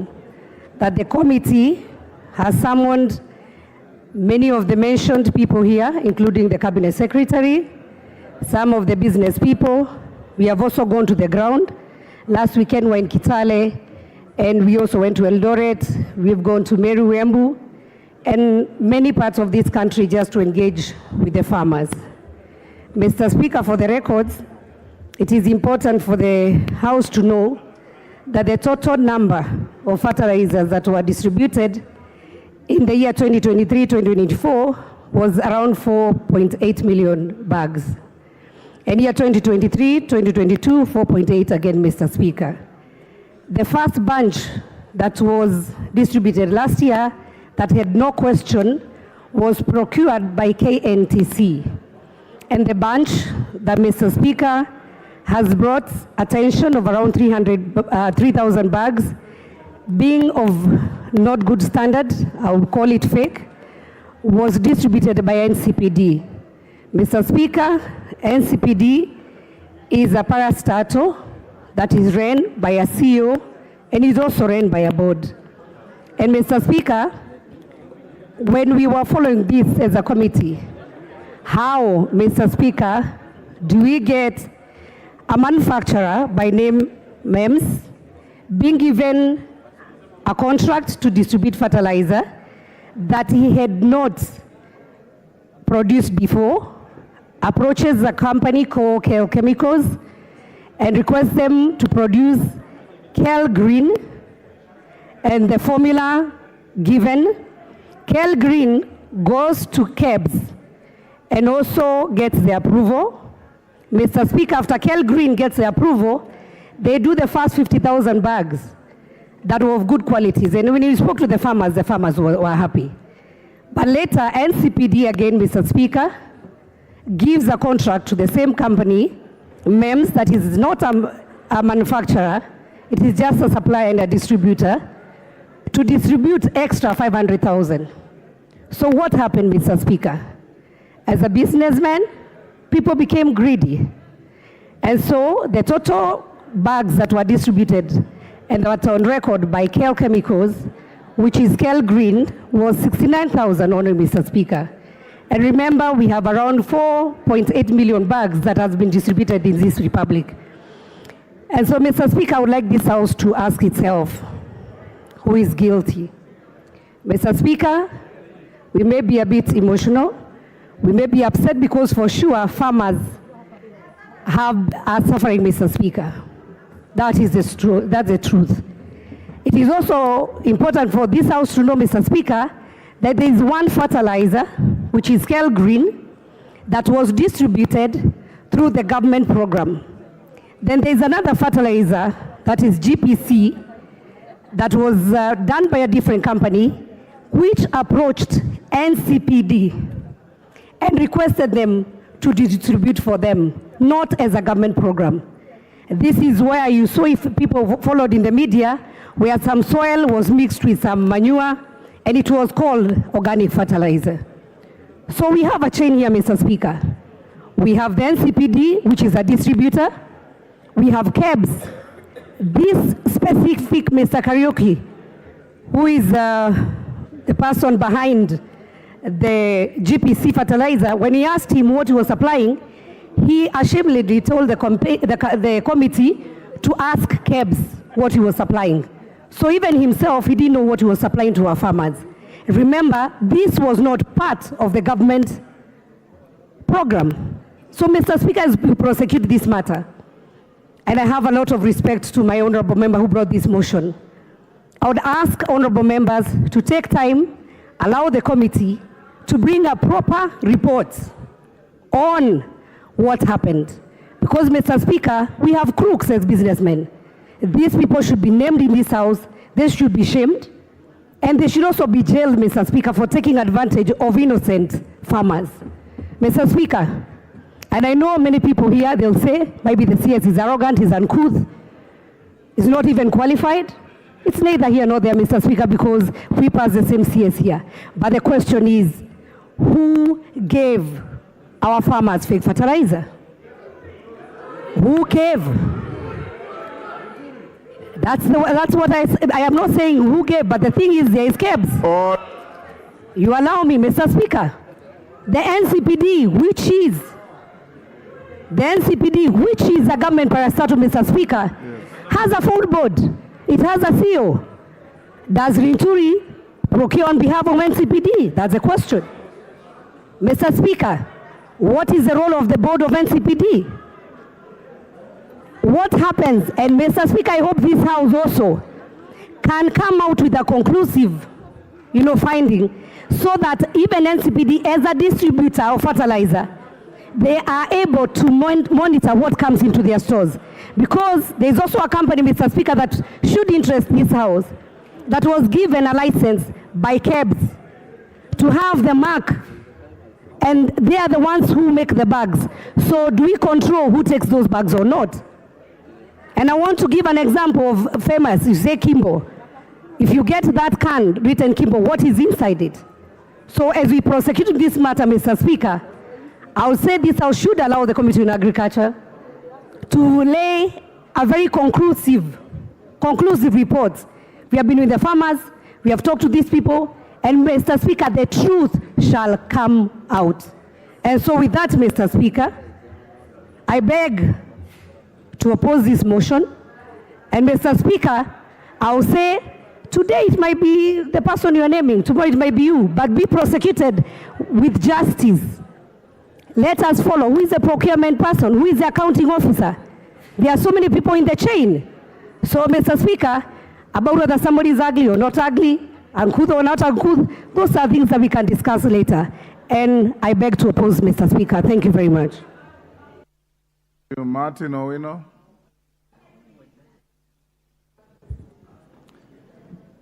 Thank you, Mr. Speaker. From the onset, I support this motion. Mr. Speaker, it's very clear that through... Order, Honorable Wandahi. You cannot do that in the House. You are a very senior member. Mr. Speaker, I'm not appealing to my colleagues, but I want them to stand for farmers. Anybody, including farmers in Dewa, anybody who is trying to mess up with farmers does not have our back as a parliament. And we have to stand to be counted. Mr. Speaker, it's clear that violation of Article 2 and 10, 1C, which talks of of policies that drives for procurement and distribution, points to the values and principles of a CS in our office. And that is what has brought us to this mess. Violation of Article 46, which talks of infringing on customers' rights, lack of public participation, and protection of health and safety. That's the same thing. Mr. Speaker, the CS has contravened 5 articles of our Constitution, whether it is whether it is parastatals or national, the back of the Ministry of Health and Ministry of Agriculture and Livestock stops with the CS and nobody else. Mr. Speaker, Agriculture and Livestock is a very vital ministry. In 2022, this docket produced 2.5 trillion to our national GDP.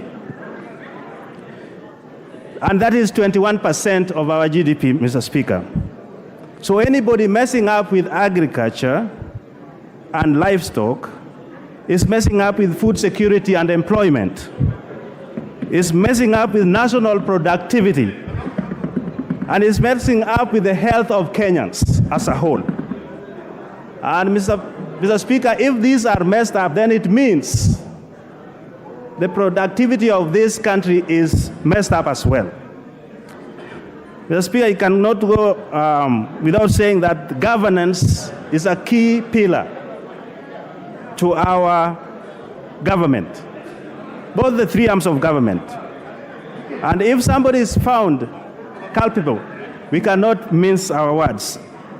And I want to say, as Honorable Badi says, if you love your CS, then let's vote so that this can go to the committee and do proper investigation. If you are saying those articles, those media outlets are not proper, then why are you defending now? Let's rise up and vote. Mr. Speaker, anybody supplying or allowing fake fertilizers to be supplied is punishing the soil. And all of us depend on the soil for productivity of food and health. The Speaker, the CS has been a disgrace, and I urge the House to support this motion so that it can roll to the Select Committee to do some further investigation. Mr. Speaker, dignity of our citizens depends on the behaviors and the activities of these CSS, wherever they go, nationally or internationally. When the integrity and misconduct and performance is in question, then we all have to stand and say, let the parliament speak. And therefore we are going to vote, and this is where I appeal to you. Let us vote and let parliament be looked at as people's representation who are serious and who are ready to stand for them. Mr. Speaker, if agriculture, the way it is being messed up now, with the fake fertilizers and floods, which will lead to poverty, excessively poverty, lead to disease burden, and will also lead to disabilities and mortalities. This is a serious issue that does not require partisanship. Let us all stand, vote for this so that it can go to the Select Committee. Thank you, Mr. Speaker. I yield my time to another person. Moses Kirima.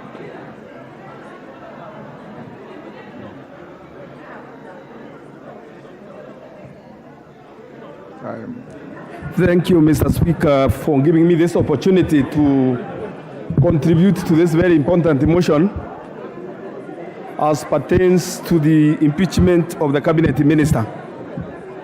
Mr. Speaker, sir, on the onset, I stand hereby to oppose the said motion because, Mr. Speaker, sir, the motion does not meet the necessary threshold.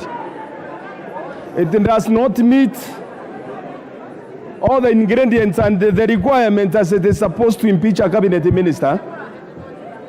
For it's very clear that the purpose of a minister, when it comes to a ministry, is to articulate on policies.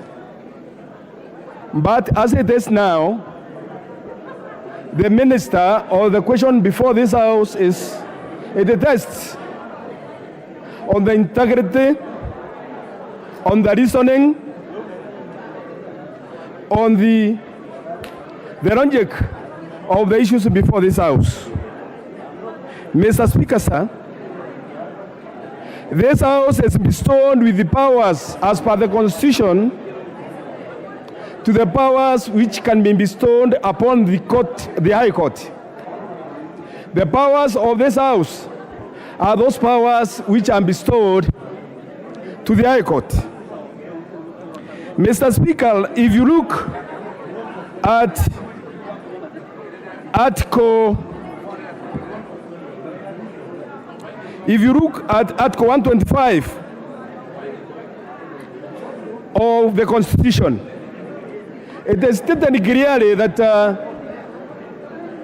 departmental committee, which has been given a responsibility to investigate issues upon fertilizer, has the powers to summon witnesses, to give verdicts, and this has been done.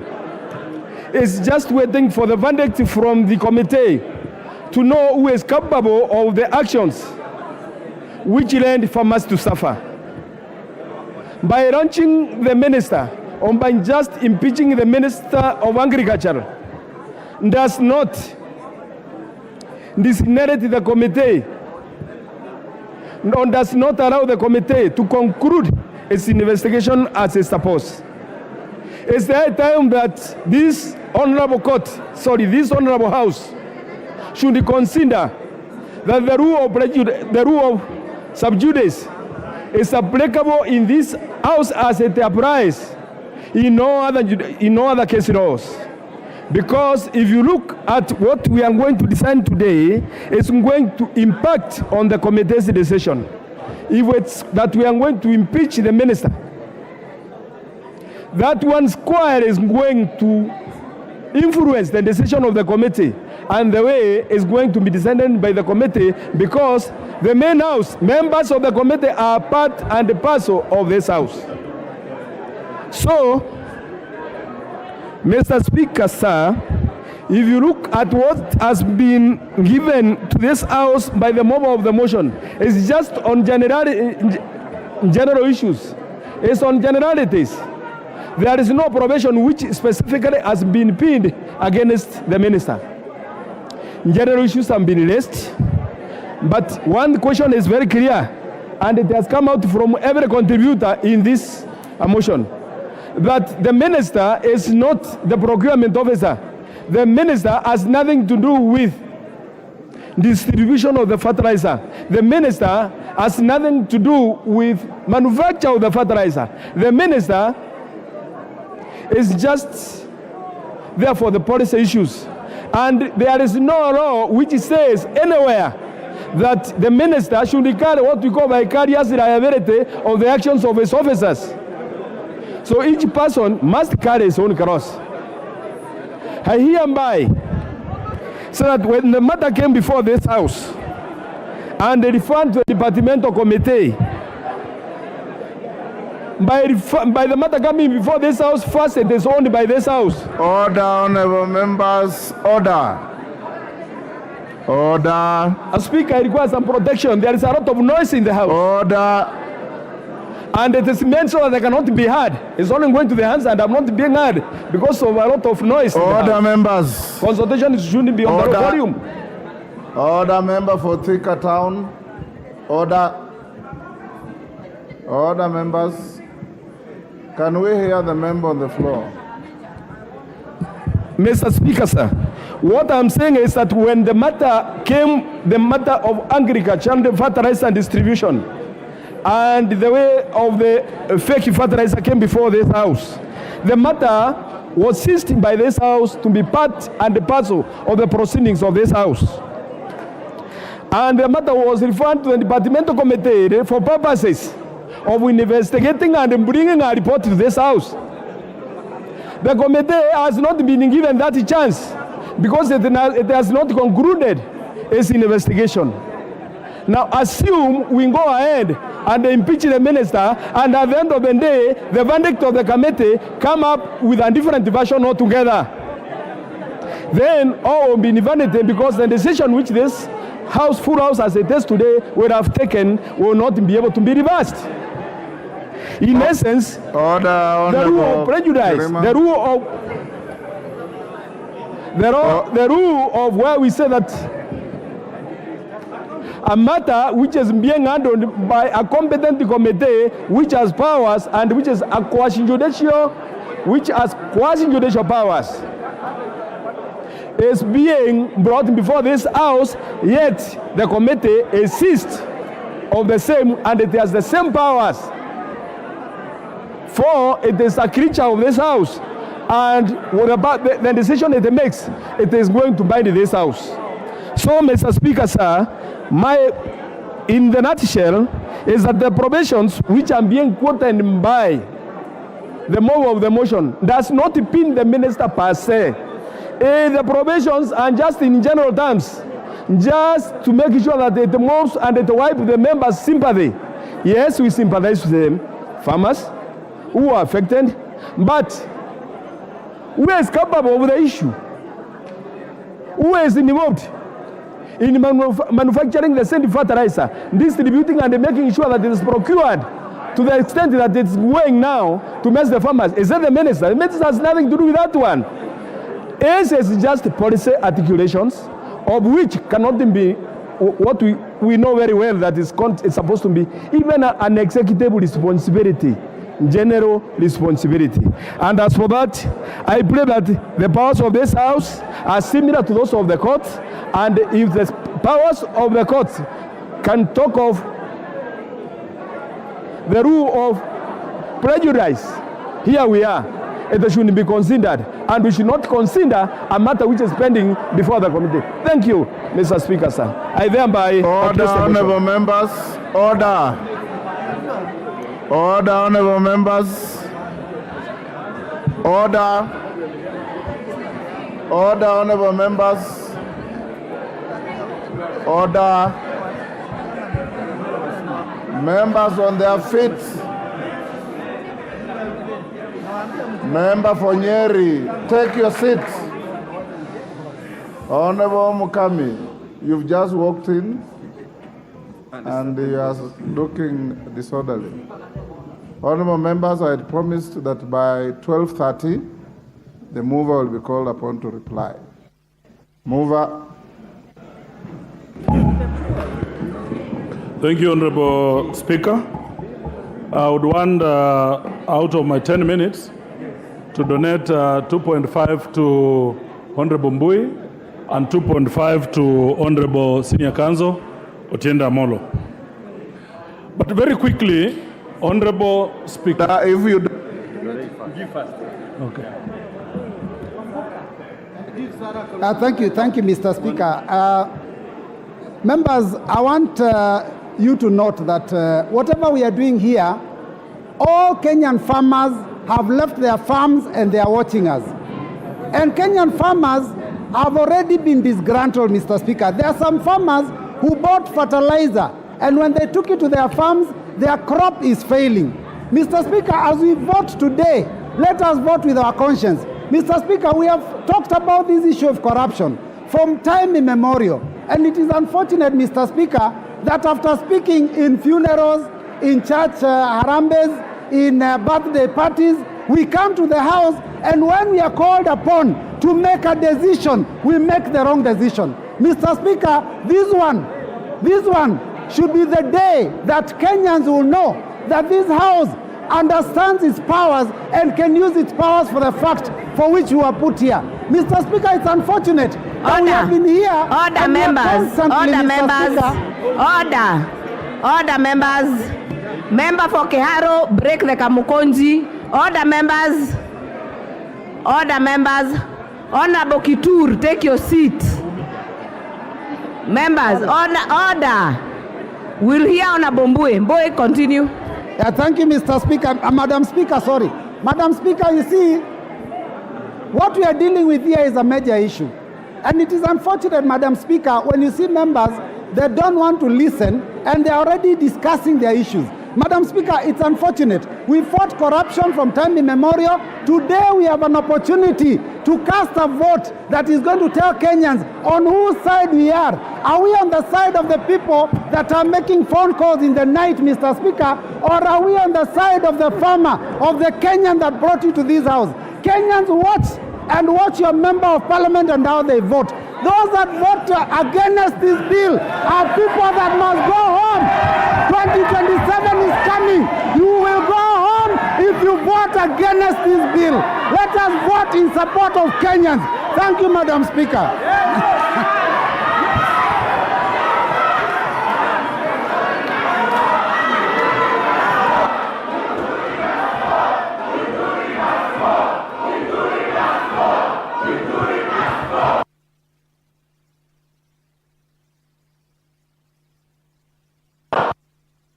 Order. Order. Order. Order.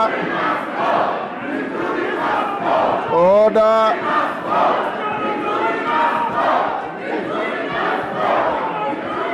Will you take your seats, honorable members? Order. Order. Order.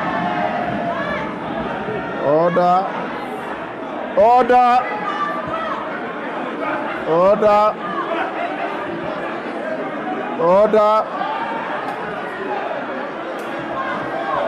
Order, honorable members. Order. Order, order, order. Order.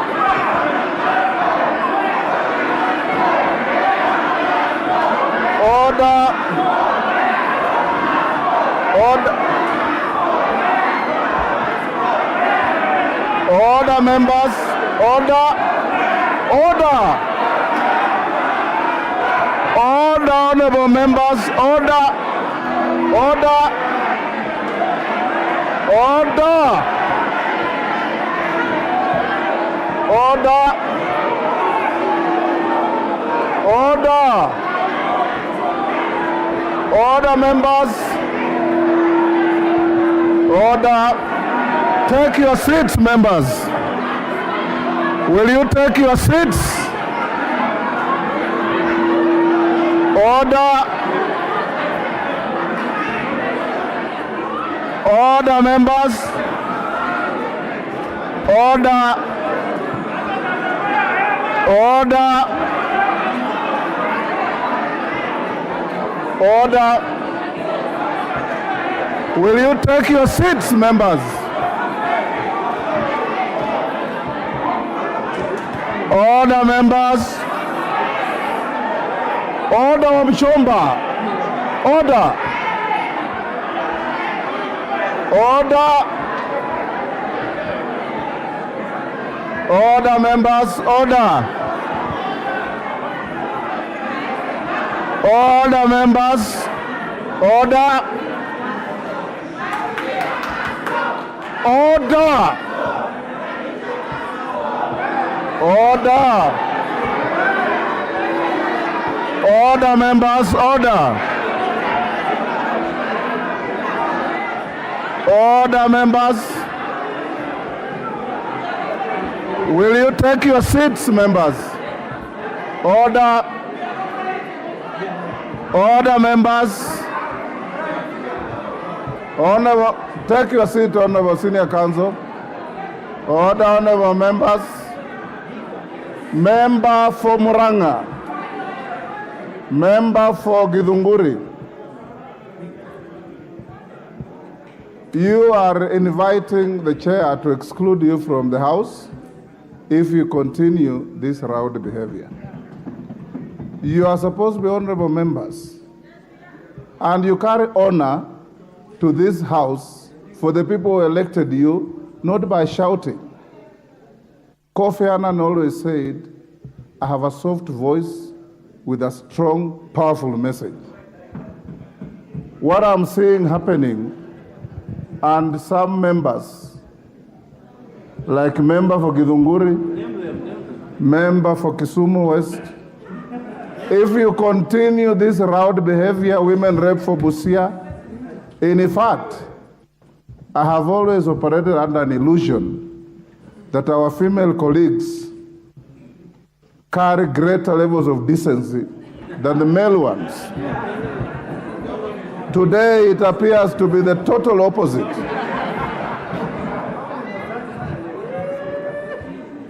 Let's be orderly. You will make your point through your vote and not through how loudly you shout. Your own children out there are watching you live. Your husbands are watching you live.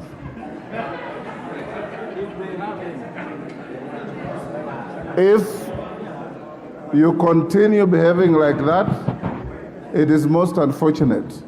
Otenda Molo, you have 2 minutes. Thank you, Mr. Speaker. 2 minutes. Mr. Speaker, I must confess that the Honorable Mithika Linturi is my friend, and because he's my friend, that's why I'm supporting this motion. Mr. Speaker, first of all, should the Cabinet Secretary take responsibility for the motion and the issue at hand? The answer is yes. Why? Because we have it on his own authority that he's supposed to. The document attached, dated March 24th, signed by him, at paragraph 8, page 12 says, the ministry ensures that agricultural produce are of the right quality. It is the ministry. Who is the head of the ministry? The Cabinet Secretary.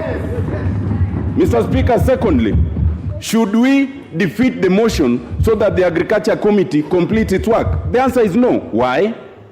A select committee under Article 152 is superior and has a very clear timeline than the Agricultural Committee. It only has 10 days. So all the reasons adduced in defense of the Cabinet Secretary should be adduced to that select committee. If you believe the minister is without culpability, support the motion so that we have that committee, so that it says the minister is not culpable. What we are dealing with is more than criminal responsibility. What we are accusing the minister is what we call culpable maladministration. Someone has to take political responsibility. If we don't go as high as the president, we must go as high as the minister. Mr. Speaker, we speak for the Mira farmers of Meru, for the coffee farmers in Central Region, for the tea farmers and the maize farmers in the Rift Valley region. And that is the club, that is the, that's the area that feeds this whole country. If we as a National Assembly cannot speak for them, who will speak for them? The president could have served us this and sacked the minister. But because he has not, we must stand up to be counted. Thank you, Mr. Speaker. Order, you only donated to 2 members. Honorable Speaker, I beg your indulgence. I will not indulge you. Can you reply? Sarah was my second. I will not indulge you. Either forfeit your time or reply. Honorable Speaker, and Honorable Nabi is my uncle. A curse may befall me, Honorable Speaker. Just 1 minute. Either you reply or you take your seat. Honorable Speaker, I want to implore to this House again, once again, honorable members, we are people's representatives. We were voted by farmers who cannot even afford a meal, honorable members. Honorable Speaker, my heart goes to those women in the villages who are watching us now on TV, who went to buy fertilizer and turned out to be fertilizer gushi. Honorable members, kindly, it is not about Kenya Kwanza, it is not about Azimio. It is a moral question. We are not targeting the Meru community, honorable members. Members, you would understand this is not the first scandal that has fallen at the feet of this minister. We had wrong sugar. Honorable Speaker, we had contaminated sugar released for public consumption, for crying out loud. For how long do you want the members of the public to suffer so that as a house we act? Mithika is a minister. They went and imported sugar that was contaminated, that was not good, that was not fit for human consumption. It went to the people. Cancer cases are now very high.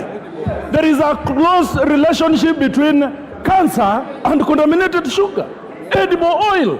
For when are we going to stand for our people?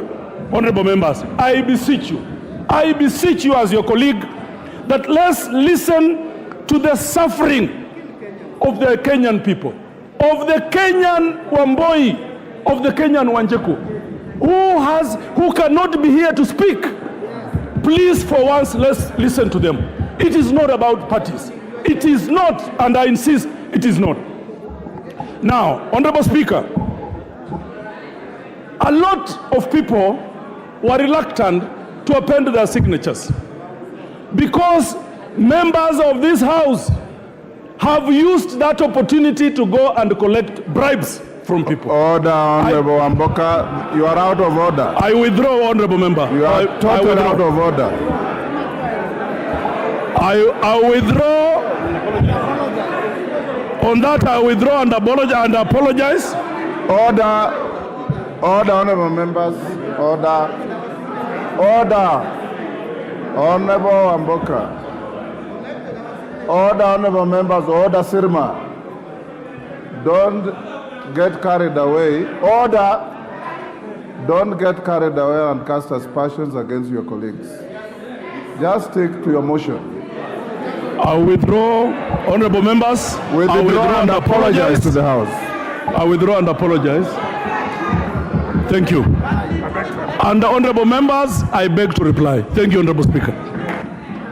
Order, Honorable Members. Order. Order, Honorable Members. Before I put the question, order. Before I put the question, you know, this is a motion that has constitutional guidance as to the threshold of the vote. So once I put the question, we'll not have a voice vote. We'll proceed to ring the bell, and I direct that the bell will ring for 5 minutes. Once we close the ringing, we draw the bars, and I did direct you earlier on that we must save the House's time by voting electronically. I hope you have your gadgets working.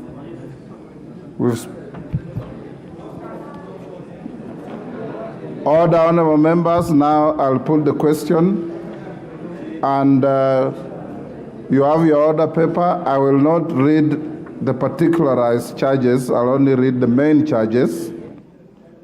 That pursuant to the provisions of Article 152(6) of the Constitution and Standing Orders 64(1)A and 66, this House resolves that the President dismisses the Honorable Franklin Mithika Linturi from the office of Cabinet Secretary for the Minister of Agriculture and Livestock Development on the following grounds. Order. Order. 1. Gross violation of the Constitution. Gross violation of Article 46 of the Constitution. Gross violation of Article 73 of the Constitution. Gross violation of Article 201 of the Constitution. Gross violation of Article 232 of the Constitution.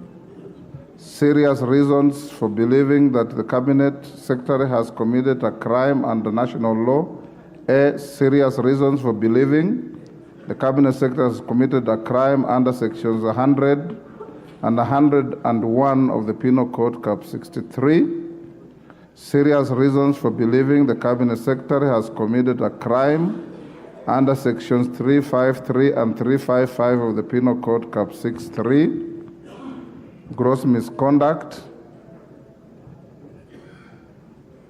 which is that the Minister has failed to exercise public trust in the best interest of the people of Kenya, and this amounts to gross misconduct, contrary to Section 8 of the Leadership and Integrity Act, Cap 185C, has failed in the performance of his duties to the best of his ability to carry out the duties of the office efficiently and honestly, and to carry out the duties in a transparent and accountable manner, and this amounts to gross misconduct, contrary to Section 10A and B of the Leadership and Integrity Act, Cap 185C, has failed to demonstrate professionalism in carrying out duties of the office in a manner that maintains public confidence in the integrity of the office, and this amounts to gross misconduct contrary to Section 11A of the Leadership and Integrity Act, Cap 185C,